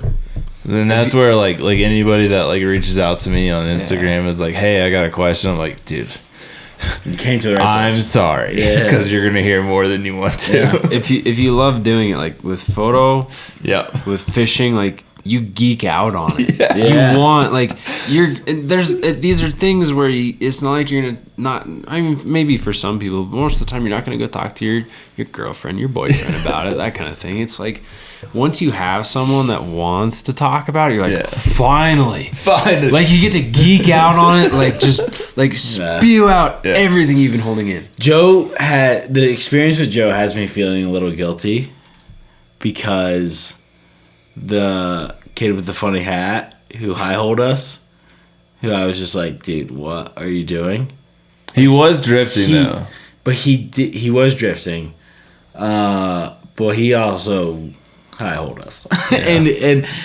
And he tried to engage with me a little bit, and I do feel. Now looking back on it, I do feel like, well, maybe I should have fed that a little bit more. Not let my frustration kind of control that, but you win that some, happened you lose to me. some.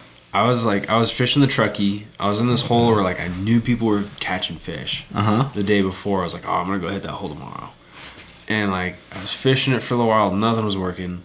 It's like I go sit over my bag, start tying something else on, and this old dude comes up just full confidence, starts fishing the hole and ripping fish out in 5 minutes. Oh, I'm like, I'm sitting right here, like 10 feet from you, like seriously. right.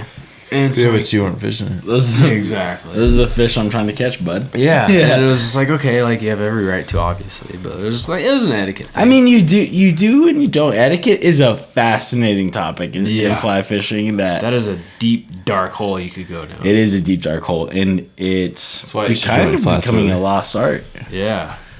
And I think that etiquette is more important than style of fishing, right? Like the biggest problem is that people are willing to engage in that style, in whatever style of fishing they're in, before just like providing good etiquette. Yeah. So that older dude, like he's ripping. I think he pulled 2 or 3 beautiful fish out of the truckee, which the truckee alone is a whole nother topic. Right. But like if you're pulling fish out of that water, like It's that's hard water. You know what you're doing. And I was like, I'm sitting there like kind of stewing, and then I'm like, okay, kill the dude with kindness. Like he's an older dude, he's putting in work, and he's obviously knows what he's doing. And I start chatting him up. He hands me 2 flies. He hands me a Euro line to tie onto the end of my setup. He's like, oh, dude, fish this. You'll pull fish out of there. Like, you're good. He gives me tips. Yeah. All the info I could possibly want. I had the best day on the truckee after that. There you go. So it was like I started out super angry. Yeah. This dude coming in and just dropping in where I'm fishing. And then he, like, just kill him with kindness. He chats me up, gives me all the intel. And he's like, hey, dude, try this, try that. I'm gonna start Like, carrying extra flies so I can high hole people. Exactly. So like- the next time I was on the Hey, truckee, what? though, there's some new guys that literally they had just bought all their stuff at Cabela's, and like, oh man, like what do you? And like this was the truckee, and like it was like 15 degrees out in December. I'm like, oh, like what's working? What's that? I'm like, and at first I'm like, oh god, and then I'm like, okay, I had a dude help me out, and I had the best day of fishing of my life. I handed him a couple flies. Like, here's a couple zebra midges. Work this forward. section. Like, boom. So, Just pay it forward. Importance to Exactly. it. I wish I like be more like Joe. be more like Joe. Be more like Be Joe. more like Joe.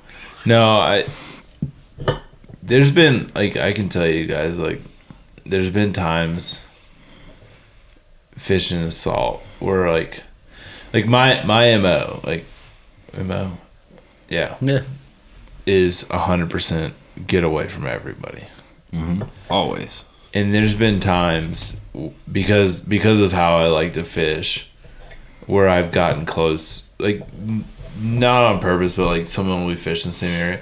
I'll tell you right now, like, there's been times where I'm like, man, it'd be kind of cool to like just like if it was like there's something like it's just not something you do on the salt, but it'd be like really cool if it'd be like if it was cool or like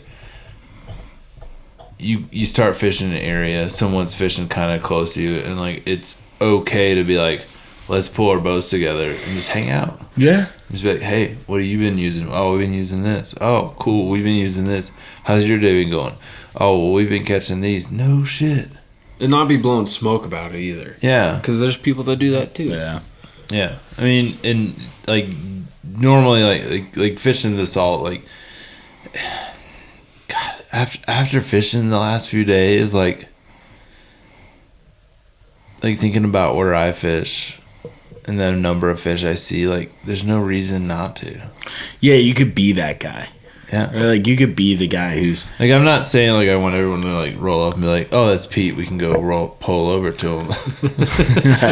but like at the same time, like I mean, like if you fish enough, like you know, like all right, he's at the end of his pole, he's probably gonna pick up. Like you know, like, let's go say hi.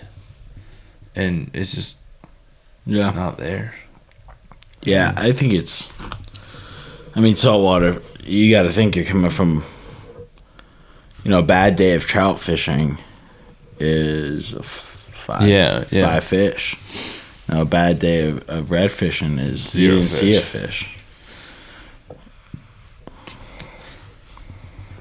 Who are you fishing with? Dude, no comment. Absolutely no comment. No. I mean, I know there's differences, and like, it's a dream within a dream, but it's just.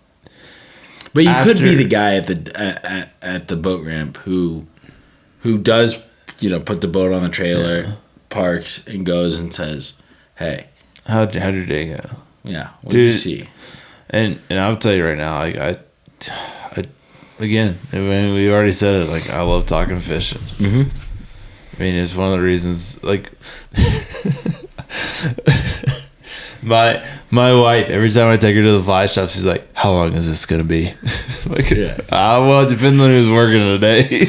Yeah, I mean, also I'm the same way. I like, my favorite one of the, like, I love. So I'm a big fan of Trouts in Denver. Yeah, and the guys that own and run Trouts. And shout out to Yvonne and Tanner. And I love just asking questions. I mean, those guys are wildly knowledgeable, and they have a really interesting business model. Their mission statement is to make your time on the water more efficient. Right? Yeah. So like everything they focus on is just about efficiency on the water, and I've come to really respect that because they really stand by it. But I'll sit in a fly shop and talk shop just all day. I'm one of those annoying. My retirement job is working in a fly shop. Oh, for sure. I'm one of those epic like iPhone guys in the fly shop. Hey, Tanner. Hey. You ever seen one of these? Yeah. It's a river trout. It's a spotted river trout. Yeah. Oh God. No, I think that I don't know. I mean, one of the things that and I know we're getting a little off topic of just general breakdown of the trip, but one of the things I think you're gonna see a lot of changes in the fly fishing industry in the next few years, and I think one of the big things you're gonna see is all of us. Doesn't matter if you fish salt, doesn't matter if you fish fresh, doesn't matter where you're fishing. Like, we all, maybe it's. I'm hoping it's more. It's not more than just a dream, but we all start realizing we're on the same page. Yeah, we're on the same team. We all want the same thing. Yeah, I mean, I as long as you're conservation minded, yeah, we're the same people. Yeah. Day 4. Oh, it didn't blow up. It's not frozen. Sweet. For now. An unfrozen beer. All right, so day 4, we decided to not get up at the break of dawn, which, I'll be honest, like, I was a little bit like, oh, God, are we going to miss out on some fishing or something by not getting out there? Because, still the weekend, so I was worried, like, we were just going to have issues finding a place where we would be left alone on the river. But yeah, I was too. But we, because it was one of those days, like, honestly, this morning was, like, one of those days where it was like, all right, we're ready. Wait, we got to do one more thing. Zach ran between the fly shop and the hotel, like, 4 times. Lodge. Sorry. The lodge. If it was a hotel, it wouldn't have been as much to sleep here on the floor. Yeah. So we talked to Joe the night before, and he had told us to check out a different section of river, and he was actually the second person that we had talked to that had told us to check out this section of river, and so we dropped in upriver from where we'd been fishing on day 3. Got into what I thought was some beautiful braid sections, a lot of riffles, just super shallow. Like, if we had, that's prime redfish territory back there. Yeah, it's really shocked that we didn't find any redfish. Yeah, in there. Would have been perfect for Skiff. You guys really lied about the redfish. that we were gonna be able to do. I had to get you here somehow. Yeah. No, but we decided to still check it out. We came across a little bit of a hole back there, and we fished it for a little bit, and then pretty quickly decided that they weren't there. I mean, you couldn't They weren't active. If they were there, they weren't active. Yeah. And so we decided we were going to make our way over to the main river, the big deep channel. Mm-hmm. And Hunter took off first, and I remember like you took off, and I was like, I had no clue where he went, so I like tried to find my own way, and came across another little hole. I was like, oh, why not throw in here a couple of times, and there weren't any fish in there, if you were wondering. But I figured I was about to walk through, and I was like, well, before I walk through it, let me just check and make sure that no one's home that wants, a delicious fly in their face. And I just remember, like, the whole time as I'm walking up to the riverbank, like, I'm thinking to myself, like, Hunter probably already caught one. And, like, I literally came out of the brush to the main channel to Hunter hooked up. Yeah, and immediately lost it. Well, I lost 2 fish this morning, pretty much back to back. But the first one was what I believe was a really nice brown. And he pops very quickly. Yeah. So, but I mean, we knew we were in a spot with fish. Yeah. So we get all the gear set down and get the rods out and start hitting the water. And I think I'd been fishing maybe 10 minutes, and I caught that first rainbow. Yep. And just basically like we were working kind of slower, deeper tail outs of a riffle section, and a little bit deeper water, and like some really good cliff edges. Yeah. And we basically sat there, and I caught that one. And then I caught another one. Mm-hmm. And then I lost one. And then I caught another one. Yeah. And I was going through it. Yeah. I was going. Oh my goodness. I always feel like it was one of those, like, one of those days where, like, you catch a bunch of fish and your buddy's like struggling, and you're like maybe I should try to do worse. I don't know. Like I was feeling bad. It's like Hunter was having some boot issues. Yeah, I've worn all the felt off of my boots and made a hard stand on sticking with those boots. And I think today I'm pretty sold. It's time. It's time. It's new boot sold time for you. New boot goofing. We'll start a GoFundMe to get you new boots. Okay. Yeah, and I think so. It was about the time that I don't know if you fell all the way in or you just slipped really bad, but like Hunter had like I don't know. I guess we'd say a bad fall, a bad slip. Yeah, Is that fair? I slipped and I fell. I caught myself directly on my left knee. Yeah, and just right on rock, and it just sucked. And like the worst. Yeah, and then I like had a knot. Yeah, and then I snapped off a fish. I had lost 2 fish. Yeah, I fell, snapped off a fish. I was really like.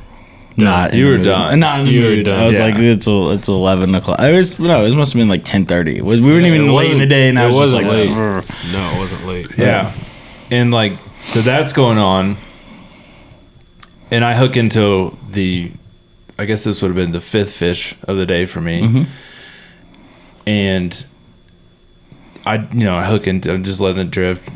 Feel it tug, hook into it. I was working. I'd been working this at this cliff edge, and like a little ways off the cliff edge, there was a rock that you could visibly see with a nice channel between the kind of cliff edge and this rock. And so what I started doing was trying to get a good dead drift through that channel. And as soon as I got everything, my mending right, everything right, was a good dead drift to this channel. In the background, Hunter's having a bad time, get a good dead drift, and just hook into a fish. And I mean, that fish hit exactly where I expected that fish to hit. Yeah. And I immediately like start fighting it, and I'm trying to pay attention to everything that I'm supposed to be doing, and all I hear is Hunter's like, "Oh my god, that's a good fish! That's a good fish!" And I'm like, "Ah!" and I don't know. I mean, I haven't trout fished. I mean, this is day 4 of me trout fishing. So like, I don't like a good fish. Okay, now what? Yeah. And honestly, like that fish took off, just hard run to the deepest part of the river, and the whole time Hunter, man, you just coached me through how to fight that fish, because like I've already had a chance to go through some of the GoPro footage from today, and like I was fighting these trout like redfish, right? And for anybody that just I'm just gonna lay out, like, so typically when you're fighting a redfish, you want to turn their head, so you keep the rod at an angle, but you keep it fairly high. The big thing you're trying to do is turn their head. But trout fishing, when you're fishing on these rivers, you fight fish differently. Yes, very differently. I'm going to let you guys explain that, because you can do a way better job. So if you break any water column down on a river, there's multiple speeds. Yeah. Right? Your fastest water is going to be on top or just below. Then it's going to slow down in maybe the third section, and then the substrate section is very slow.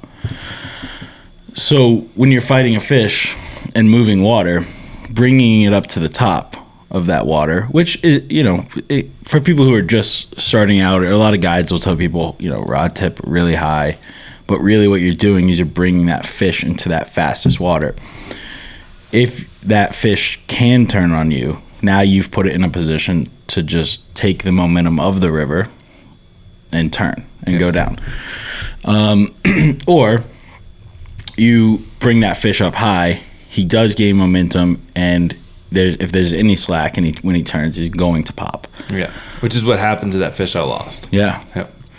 And so I'm just a firm believer of keeping a fish pointed upstream and being slightly below that fish, and keeping your rod in a position that both has tension on the fish but also keeps it in slower water. Yeah. And until you can actually move it out of the main current, and then you can pick its head up, and then we can put it in the net. Yeah. And those things are, it's all easy to drive that process on a 12-inch, 13, 15-inch fish. Right. But on a 20-inch fish, it's just physics, right? It's like if that fish is a sail. It's significantly bigger. If it turns sideways, if it turns the opposite direction, there's a lot more weight behind it. There's a lot more mass behind it, and you just got to keep it facing upstream and keeping it low as possible for as long as possible. I guess not necessarily as long as possible, but until you feel like that fish is ready to maneuver into slower water and to bring its head up. Yeah.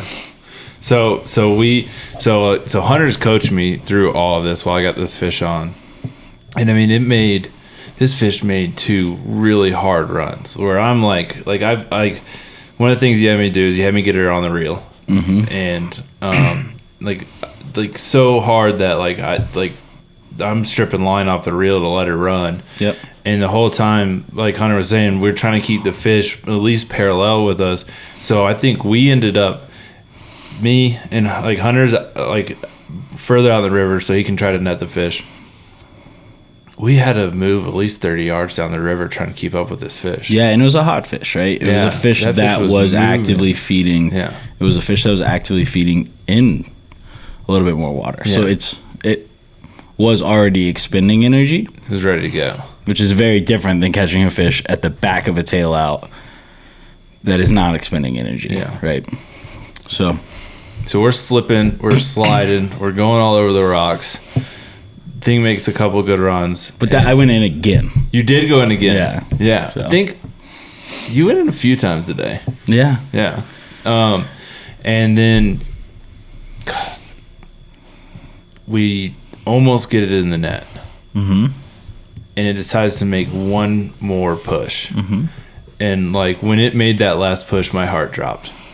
Because I was like, this is it. Like this fish is going to break off. Yeah, and it should be noted that we're fishing kind of this canyon run.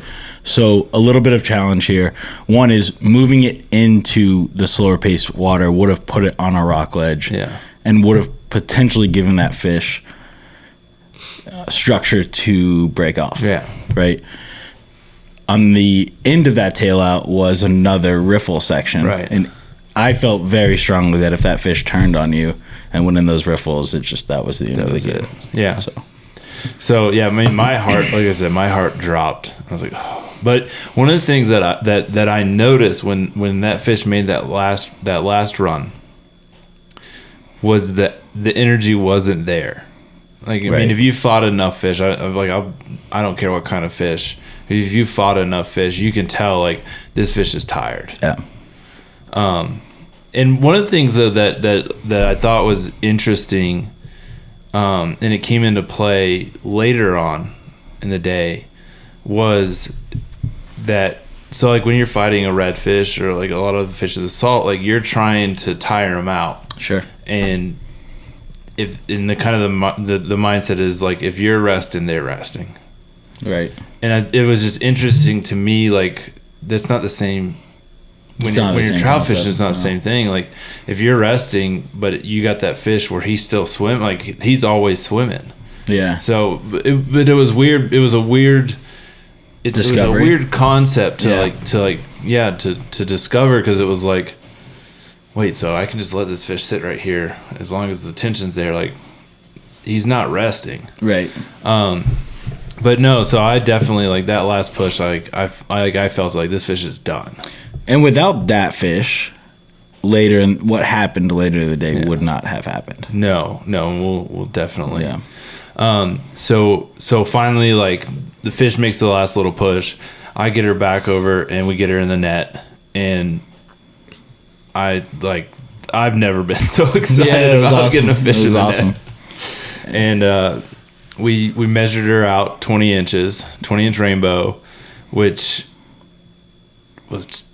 That was like it's just a great measurement. It was one of those like everything that had happened that morning, it didn't matter. Oh yeah, we were just all on cloud nine. Yeah, for me, my attitude changed immediately. I kind of was not. Yeah, I immediately like let go of. Yeah. Being shitty and was like, this is awesome. This is why we're here. Yeah, these are the fish that are available to us, and anybody who knows, like anyone who knows trout fishing. 20-inch fish is not totally uncommon, and it's not, but it is the point of which you can start calling a fish a trout, a large trout. Yeah. And we had seen plenty of 20-inch fish. Day one, we put probably an 18 or 19. Yesterday, we really bumped heads with a few that were bigger, and came close to that 20-inch mark.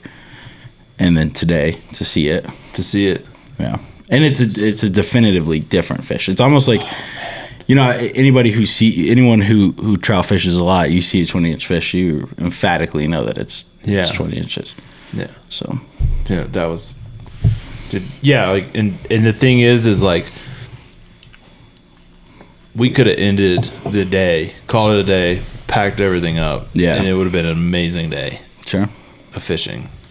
But we didn't. We did not. We get that fishing. We took a nice break. Which I like. It's something that the more and more I do it while I'm fishing, the more and more like I tell people that they should be doing it. It's so hard. It's so hard, but like just taking like you pull off a big win like that and just sitting there and just like, man. Enjoy it. It's so fun. Well, Zach made a comment to me today that was like, do you find yourself in like a flow state when you're, and I think that when you get into that point,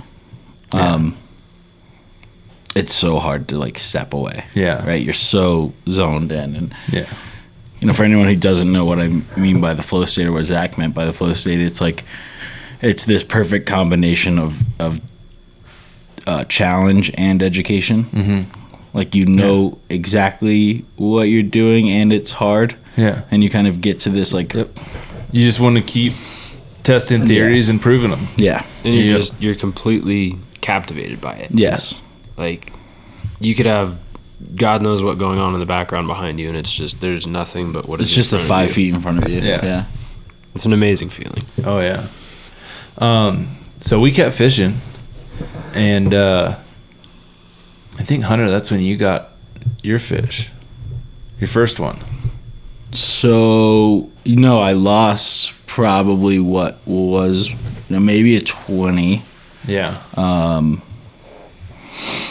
Up above where we were. Yeah. And I just had a bad angle on him, and I told you, I'm like, I'm going to lose this fish. Yep.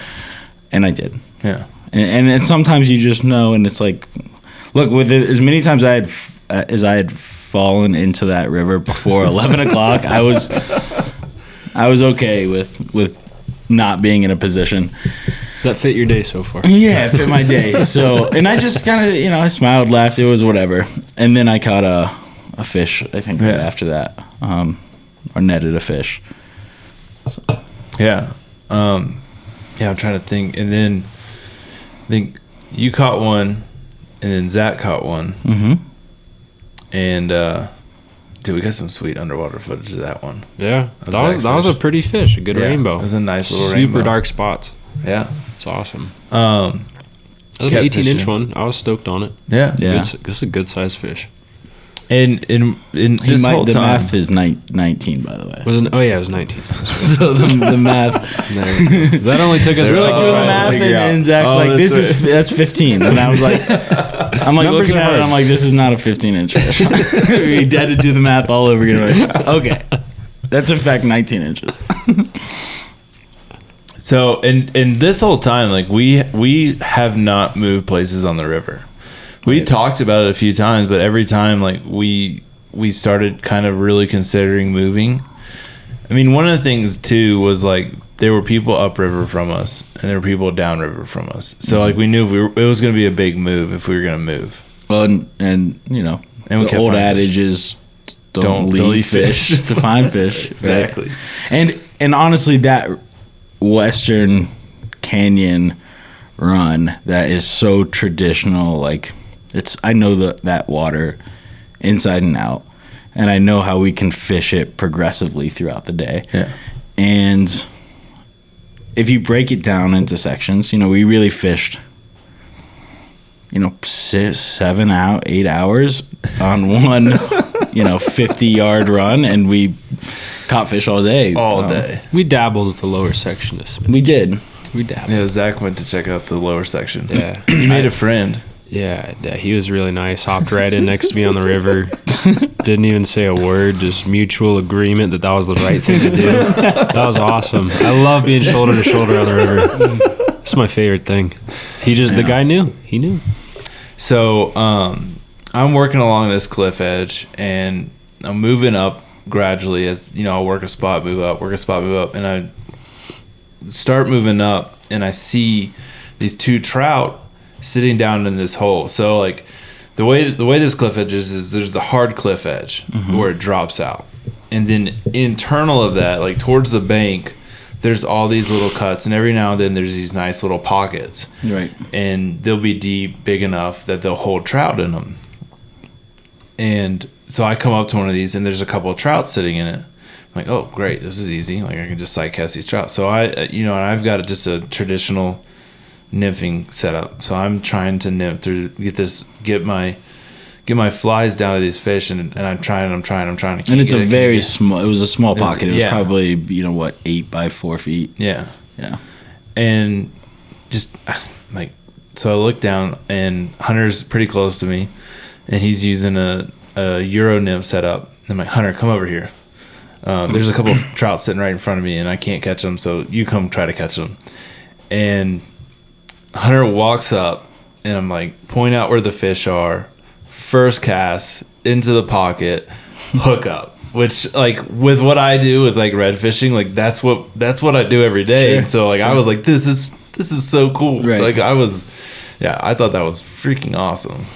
I love those moments. Yeah. And it's like, it's really great to have somebody there with you. Yeah. And you do that, and it's like I've been in those moments on plenty of rivers where I'm like, okay, one cast, one drift.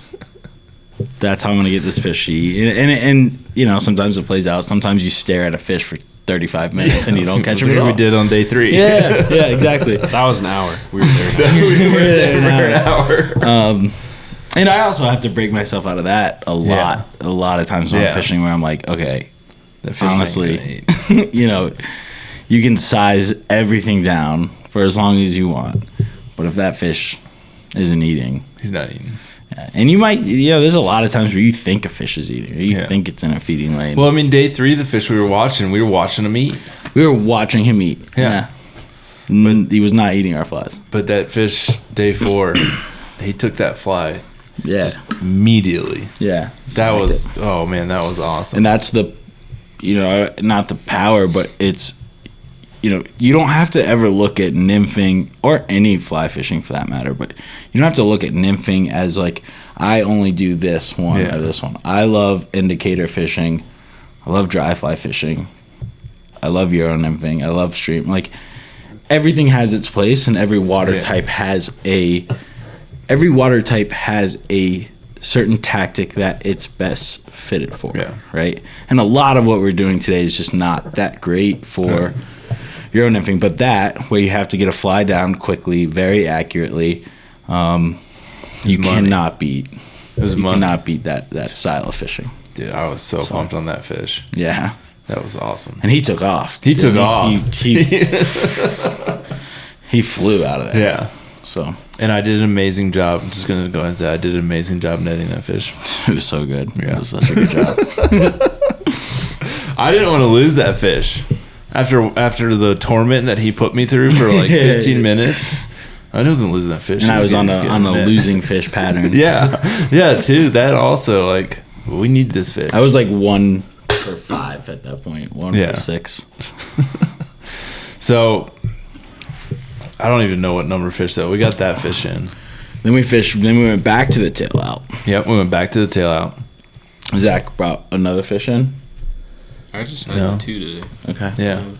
No, so we went back to the tail out. You crossed over. No. Before I crossed over, I lost that big buck. Oh, that's right. That's right. And then I got caught one right after. Like, I lost that big fish. Yeah. This one's different. This is a big fish. Yeah. And we saw him, and he was kiped up, and it was a very big fish. And my weight was wrong. He ate very late, very deep into the drift. Yeah. And he was just so far below me, and I was pulled flies out of his mouth. Yeah. But the next drift, I caught a fish. Yeah. And then I crossed over. And then you crossed over. Yeah.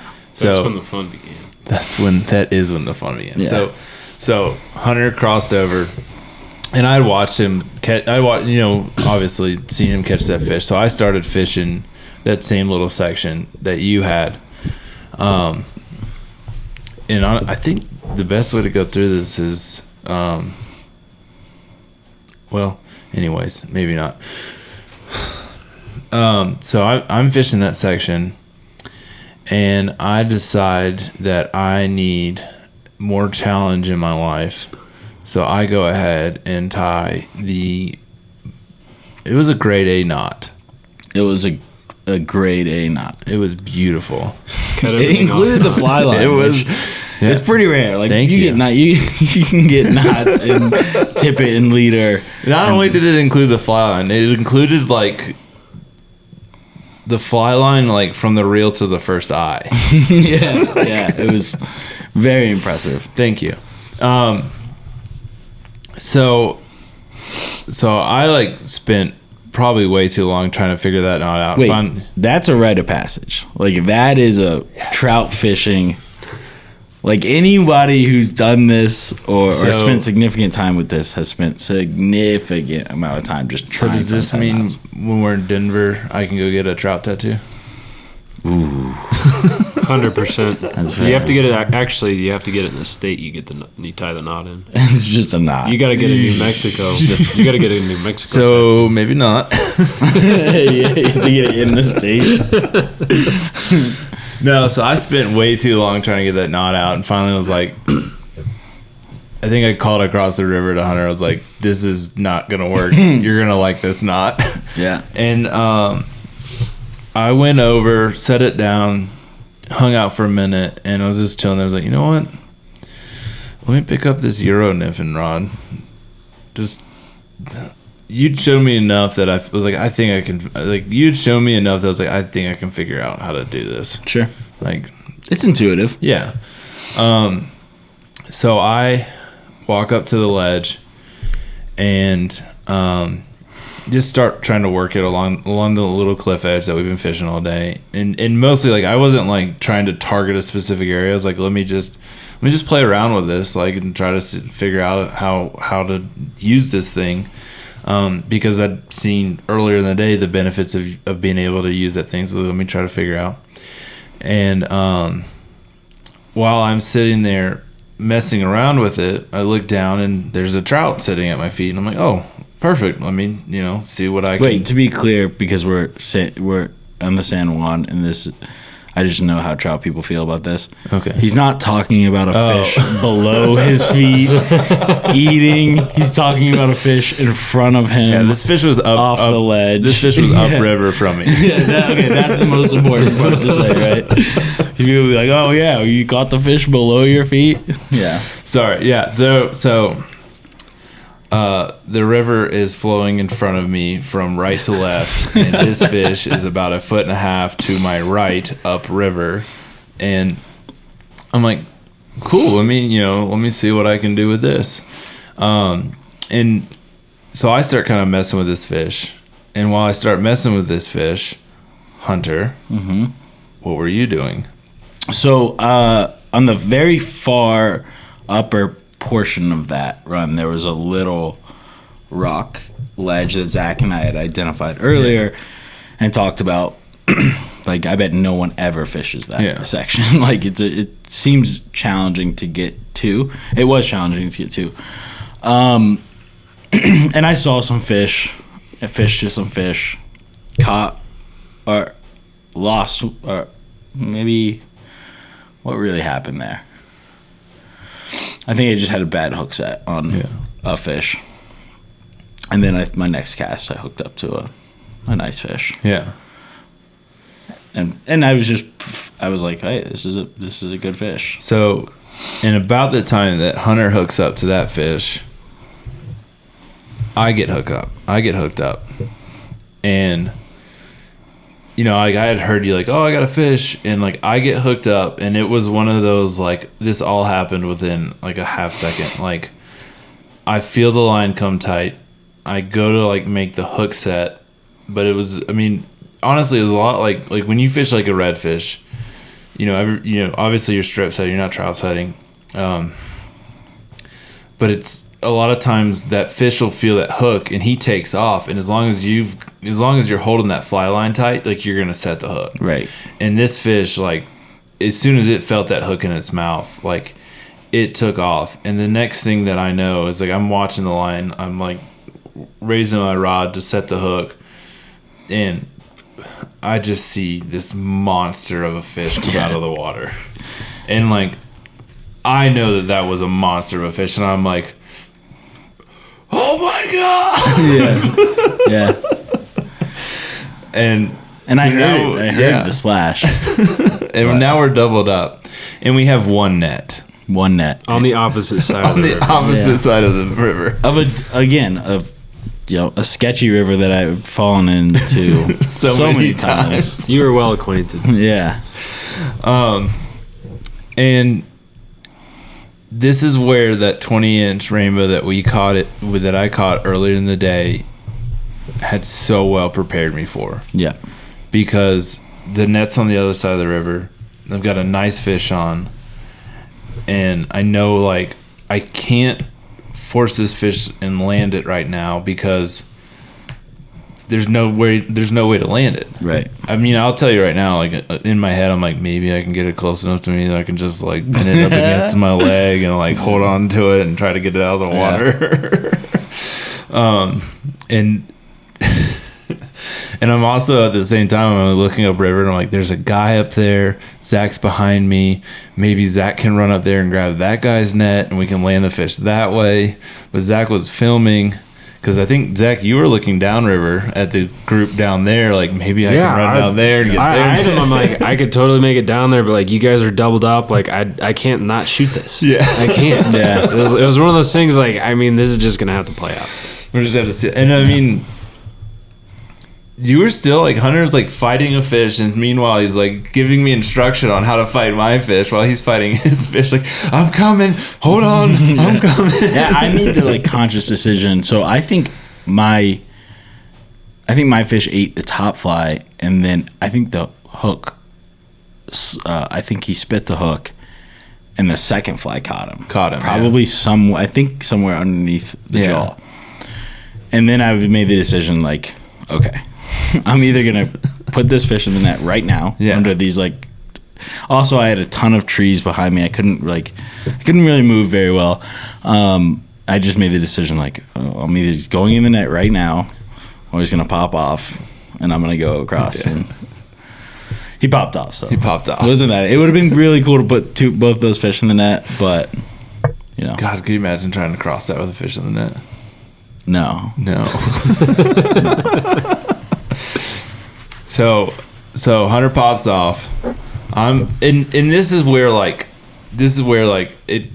when I was talking about it dawned on me like these fish are always fighting even when they're not fighting because I was watching this fish parallel to me, it just swimming as hard as it can, but it's not going anywhere. And I'm like, oh, yeah, this makes sense. And it looked different too. It's like the way you fought that fish.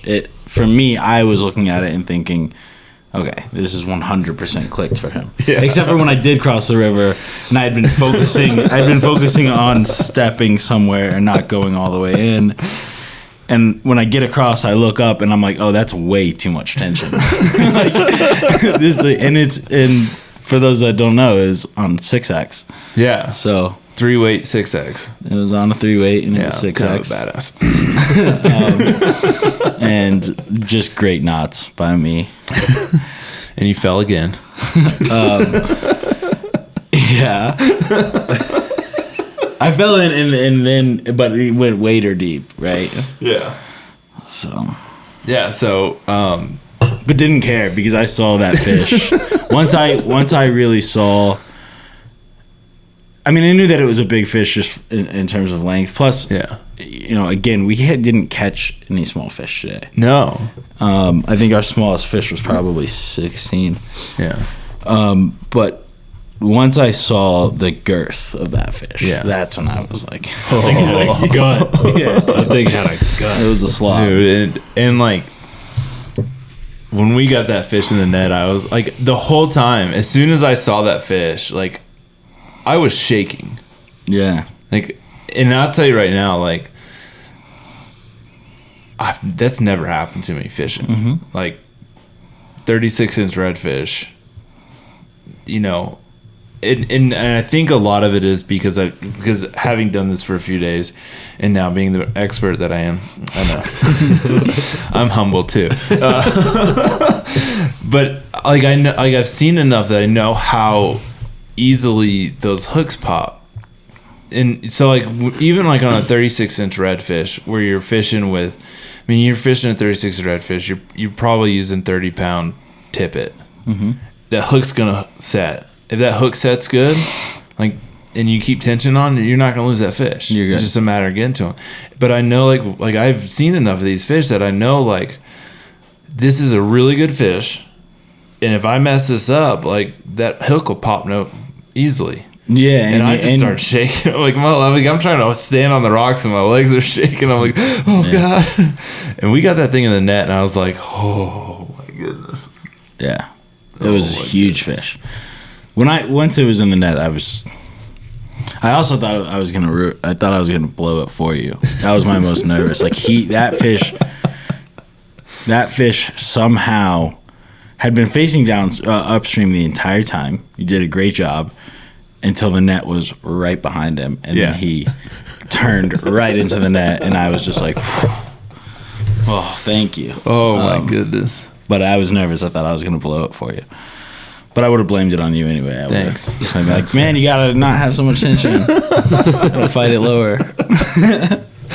No, so and I mean that thing. So we measured it, we taped it out, 23 inches, and like the girth on this thing was unbelievable. Like you could it was a fish couldn't get your hand around it. That a 23 inches does not do that fish justice. It was literally a football. Yeah. Shape, just It was chunky. huge. thick boy. It was very boy. thick.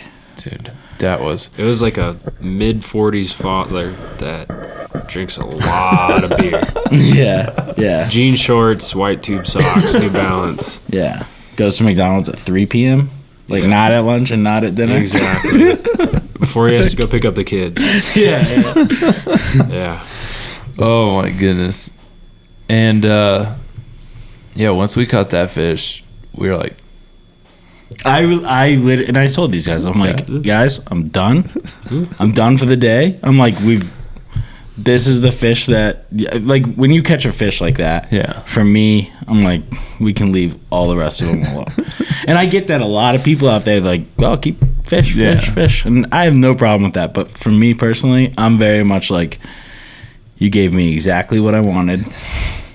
the day produced. Yeah, the day produced. The stoke was so high. We hung out for a good, I don't even know how long. It was beer time. Yeah. 10 to 20. It was time to celebrate. Probably 10 to 20 minutes. Get your mouth. 10 to 20 There you minutes go. we were hanging out probably. Yeah. Like, we were all pretty much like, Whatever happens from here is... we Yeah. are good. Anything's a bonus. Yeah. Everything's a bonus from there. And finally we decided, like, Let's fish. let's fish. Because, I mean, at the end of the day, that's what we all love doing. Sure. Yeah. So, if we're going to be in the zone for fishing, like, I mean, we took a long break. We took a long break. Like, was enough needed, though. enough, It was enough needed. time, the adrenaline, like, calmed down. We relaxed. We decided to start fishing again.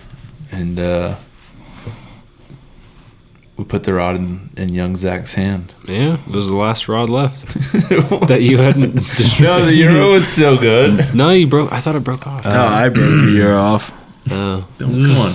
Eek. I only got 2 of the rods today. Yeah, no, I hopped in and Hunter is coaching me through getting some good drifts and just chucked it out. It was kind of towards the center of that main flow, wasn't it? Off the ledge. It was in a deeper section. It was in a deeper section, but he was pretty... I figured that he ate on the swing. That's what it looked like to me. That's what it looked like. It wasn't like a clean... Unless he ate and just stayed there, which is relatively unusual for that size of a fish. Yeah. But that thing, I mean, I chucked it out there and it was like, okay, it felt good. But then we saw it pop up and it was like, whoa. Yeah, This isn't happening again, is it? I went into a different gear. Yeah, no, I was like, this was the fastest we have landed a fish this entire This whole trip, yeah. Because I would say it was under 60 seconds. F1 pit stops. Yeah, this was the F1 pit stop of all nets for sure. Like you saw it and were like, dude, swing it down to me, swing it down, and like I had enough control with it. It was like, okay, like we'll see, and you're standing right in the perfect spot. Boom, swoop it. Yeah. Netted, done. Yeah. Under 60 seconds. And that fish. The most I think that Cut other than the brown trout. Yeah. Because I think they're really pretty. brown trout will always be the Other than the brown trout, that was hands down the prettiest fish. That thing was gorgeous. The yellow in it, the color was just Yeah, it was a unreal. really pretty fish. Beautiful fish. Gorgeous. And measured it out. I feel bad because you didn't get that, like, fight. Like, or not the... I mean... Do you feel bad about that? I landed the fish. I landed a big I landed fish. the fish after losing the stuff I lost the other day. You lost a past big couple fish days. yesterday. Yeah. after losing what I lost, like You had to deal with that yesterday. I'm cool with this.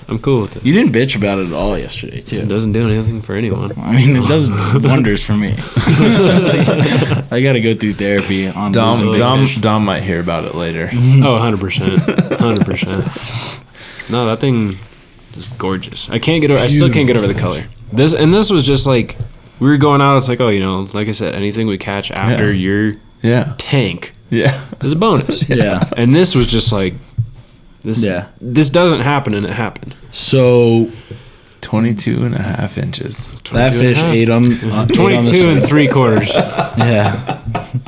It was a very big fish. It was healthy. It was a Super very healthy fish. So beautiful. Yeah. So back-to-back 23-inch fish. Mm-hmm. Yeah. And that's just doesn't happen. And maybe it happens in this fishery, Maybe. but I don't care. Those are incredible fish. And, for what it's worth, we fished it for 4 days straight, and I didn't see anybody catch anything remotely close to those two fish. No, and even like talking in the lodge dining hall. Yes, in the lodge dining hall. To people who went with guides 2 days in a row. Yeah, they were all like, "You guys did what?" Right. Yeah, this is what we did. No, and then, I mean, after that fish, we're all right. We're done for real this time. Oh yeah. That we fully checked out. Like fully checked out to the point that I ended up. No, I hooked one more. Did you? Mm-hmm. Did you? I hooked one more. Oh, that's because we were like, nice. Yeah, it was just like it was just adrift. Yeah, no, we started fishing. We got one more, and then I decided to make sure that then you got one more, broke the Euro nymph, and then I decided to tie my second best knot of the trip. Yeah, the last rod.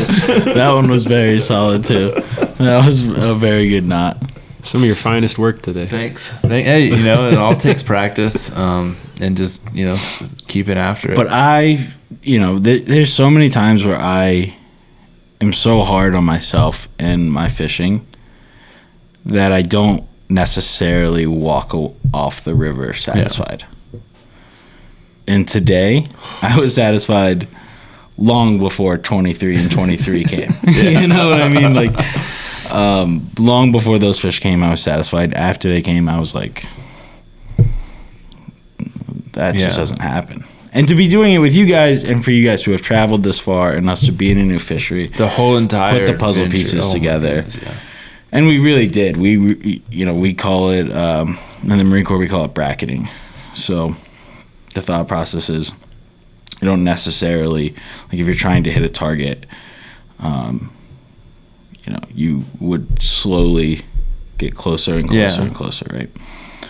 That's the same thing that we did, right? We get information every day, putting it together, and I'm a firm believer neither of those fish were luck. No. Right? It's hard work. Yeah. And it's refinement of education on these fish. No. That was awesome. I so glad that we fought through so much to get here. Right. And that was how we ended the trip. Yeah. Oh yeah. Like that was But there was never any doubt. Right? That we were going to catch fish. No, that there was going to be a fish like this. Oh yeah. In my mind, I was like, we knew it was here, dudes. Like, we knew we were gonna get good fish. I'll be honest, I kind of hope more adventures start off like that. Like, dude, if we earned these ones. I was ready to sacrifice an animal to the fish gods. It was like, all right, well, I guess I'm gonna cut a goat's throat, because that's the only thing that if we didn't catch that big of a fish, it's time to get religious, get spiritual with it. No, I mean, and we just basically just spent the rest of the day hanging out, walked off the river, had some amazing chili cheeseburgers, green chilies. Guys, if you're in New Mexico, get some green chilies. You have to. No, I can't thank you guys enough for... Thank you. What do you think of trout fishing? Both All right, so give me an analytical answer and an emotional answer. Okay, the emotional is easier. The emotional answer for me, what I would say is like, I think this will encompass it. If my wife called me tomorrow and was like, "Hey, I just got a new job. We're moving to anywhere in the West. Well, maybe not Arizona. Let's just say like any of the big, well-known trout states in the West. Like, I would probably be in a fly shop the next day, getting geared up to figure out how to go catch trout all the time. Which actually kind of goes into the analytical, I think, a little bit, because the challenge, like one of the things that I've grown to love about red fishing is and it's one of the reasons, like when I talk to people and they're like, "Hey, why don't what do you mean you let them all go?" It's like, man, you spend so much time learning an animal and its habits and how everything affects what it's going to do, what it's going to eat, if it's going to eat, what it's doing. And like, you look at a river, and if you're just looking at a river, you're like, oh, well, it's a river, there's trout in it, throw a line out, you're going to catch it. But like, spending the time learning all of the intricacies of catching these fish. I mean, that, like, that 20-inch trout that I caught, where I like had learned enough that I knew, like, okay, there's a good seam right here, which means that there's going to be good water flow, which means it's going to be what we've been talking about the last couple of days is a sushi conveyor belt. Right. Like that's where, like, in my mind, I was like, that's probably where a trout's going to be. So let me try to get these flies to go through that little cut. They go through, catch a fish. Like, that's why I love fishing. Sure. Yeah. Because I love trying to piece all the puzzle pieces together. And like, anyone that thinks like trout fishing is like, oh, just go throw a fly on a river and you're going to catch it. No. It's certainly not a tailwater. Yeah. Right. And that's, I mean, certainly not in February. Like, oh man. Yeah. The hardest part right now is that the prime trout fishing is also prime red fishing. Yeah. But I could 100% see myself like spending way too much time on rivers chasing trout and not get, I mean, and one of the things like that I think is so cool, like, honestly, like how you fight them, how you hook them, how you fight them is so different than anything I've ever done. I mean,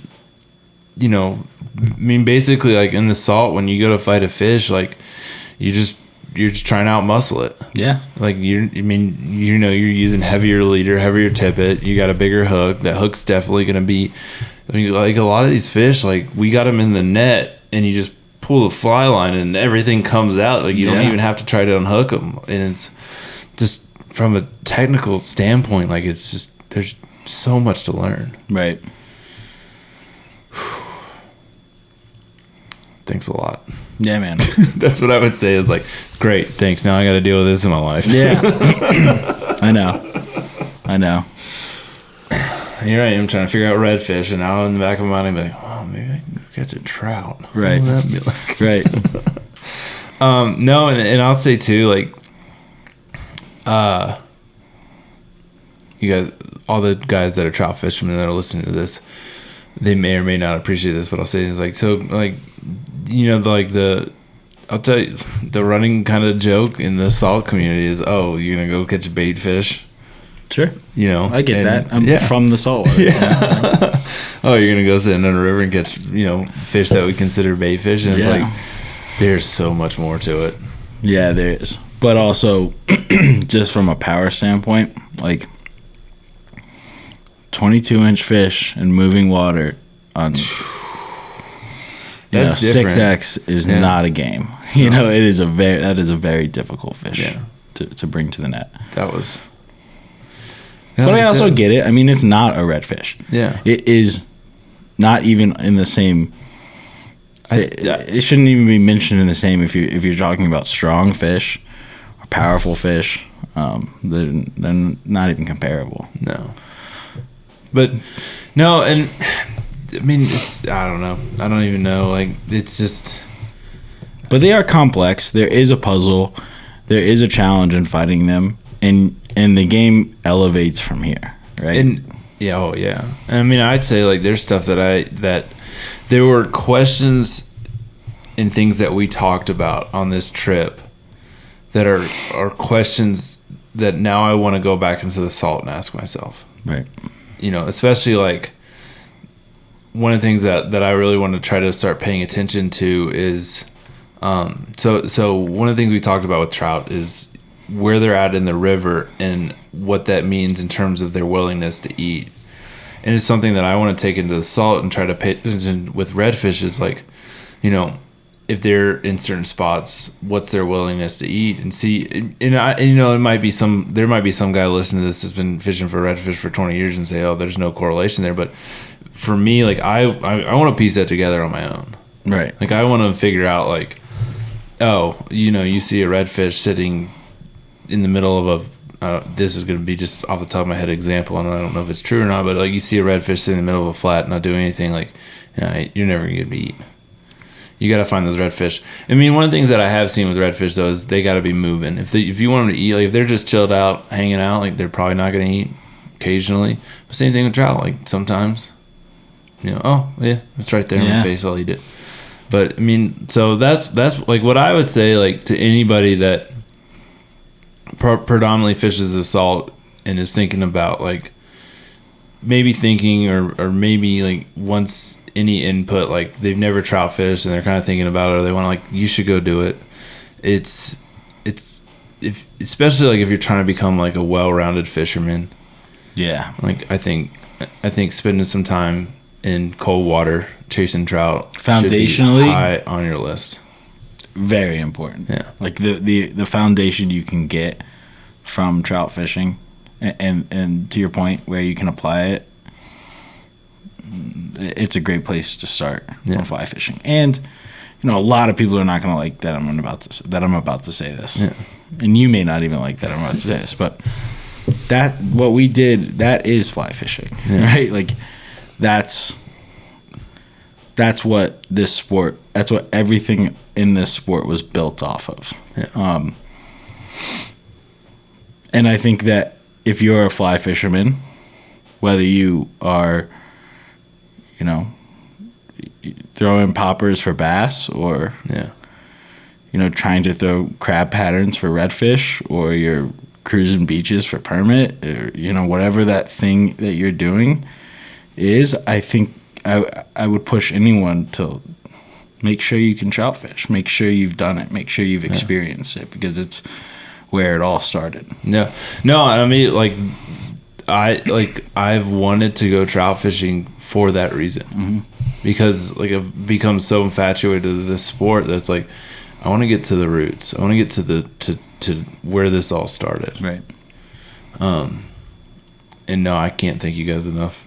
Yeah. Because that was so awesome. Yeah, it was a great day. Thank you, Hunter. You're the one. You're the one that put us on these fish. Yeah, you really are. Yeah. Well, I just wanted to fish with good people and a little bit warmer weather, and I'm glad it worked out. And it was not warmer. I'm certainly like the way today, like the way the end of today worked out, and putting two 23-inch fish back to back in the net. I will remember that for the rest of my life. One was 22 3/4. Mine was prettier. I can't cuss on that much.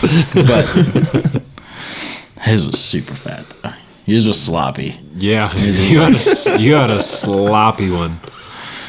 No, you know what? Like we've already been talking. I'm excited to hit the streams with you a little bit later in the year. Yeah. Zach, if you're bored and find yourself up there, it'd be awesome. He'll do it. He'll do it. He knows it. He'll come. No, thank you guys. Everybody listening, check out the links. Check out Hunter's photos. He takes great photos. Check out Zach's photos. check out Zach's photos. He takes decent photos. I'm going to leave a link for Zach's YouTube channel.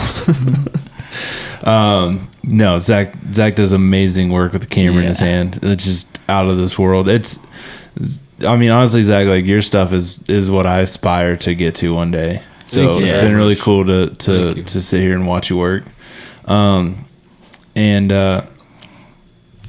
the pictures you took today after coming back here and looking at them on the computer, sitting in front of you while you're taking pictures with a camera, and I'm like, these are whatever pictures, and then coming back here and I'm like, dude, why can't I make anything look like this? Like, why can't I get any pictures like this?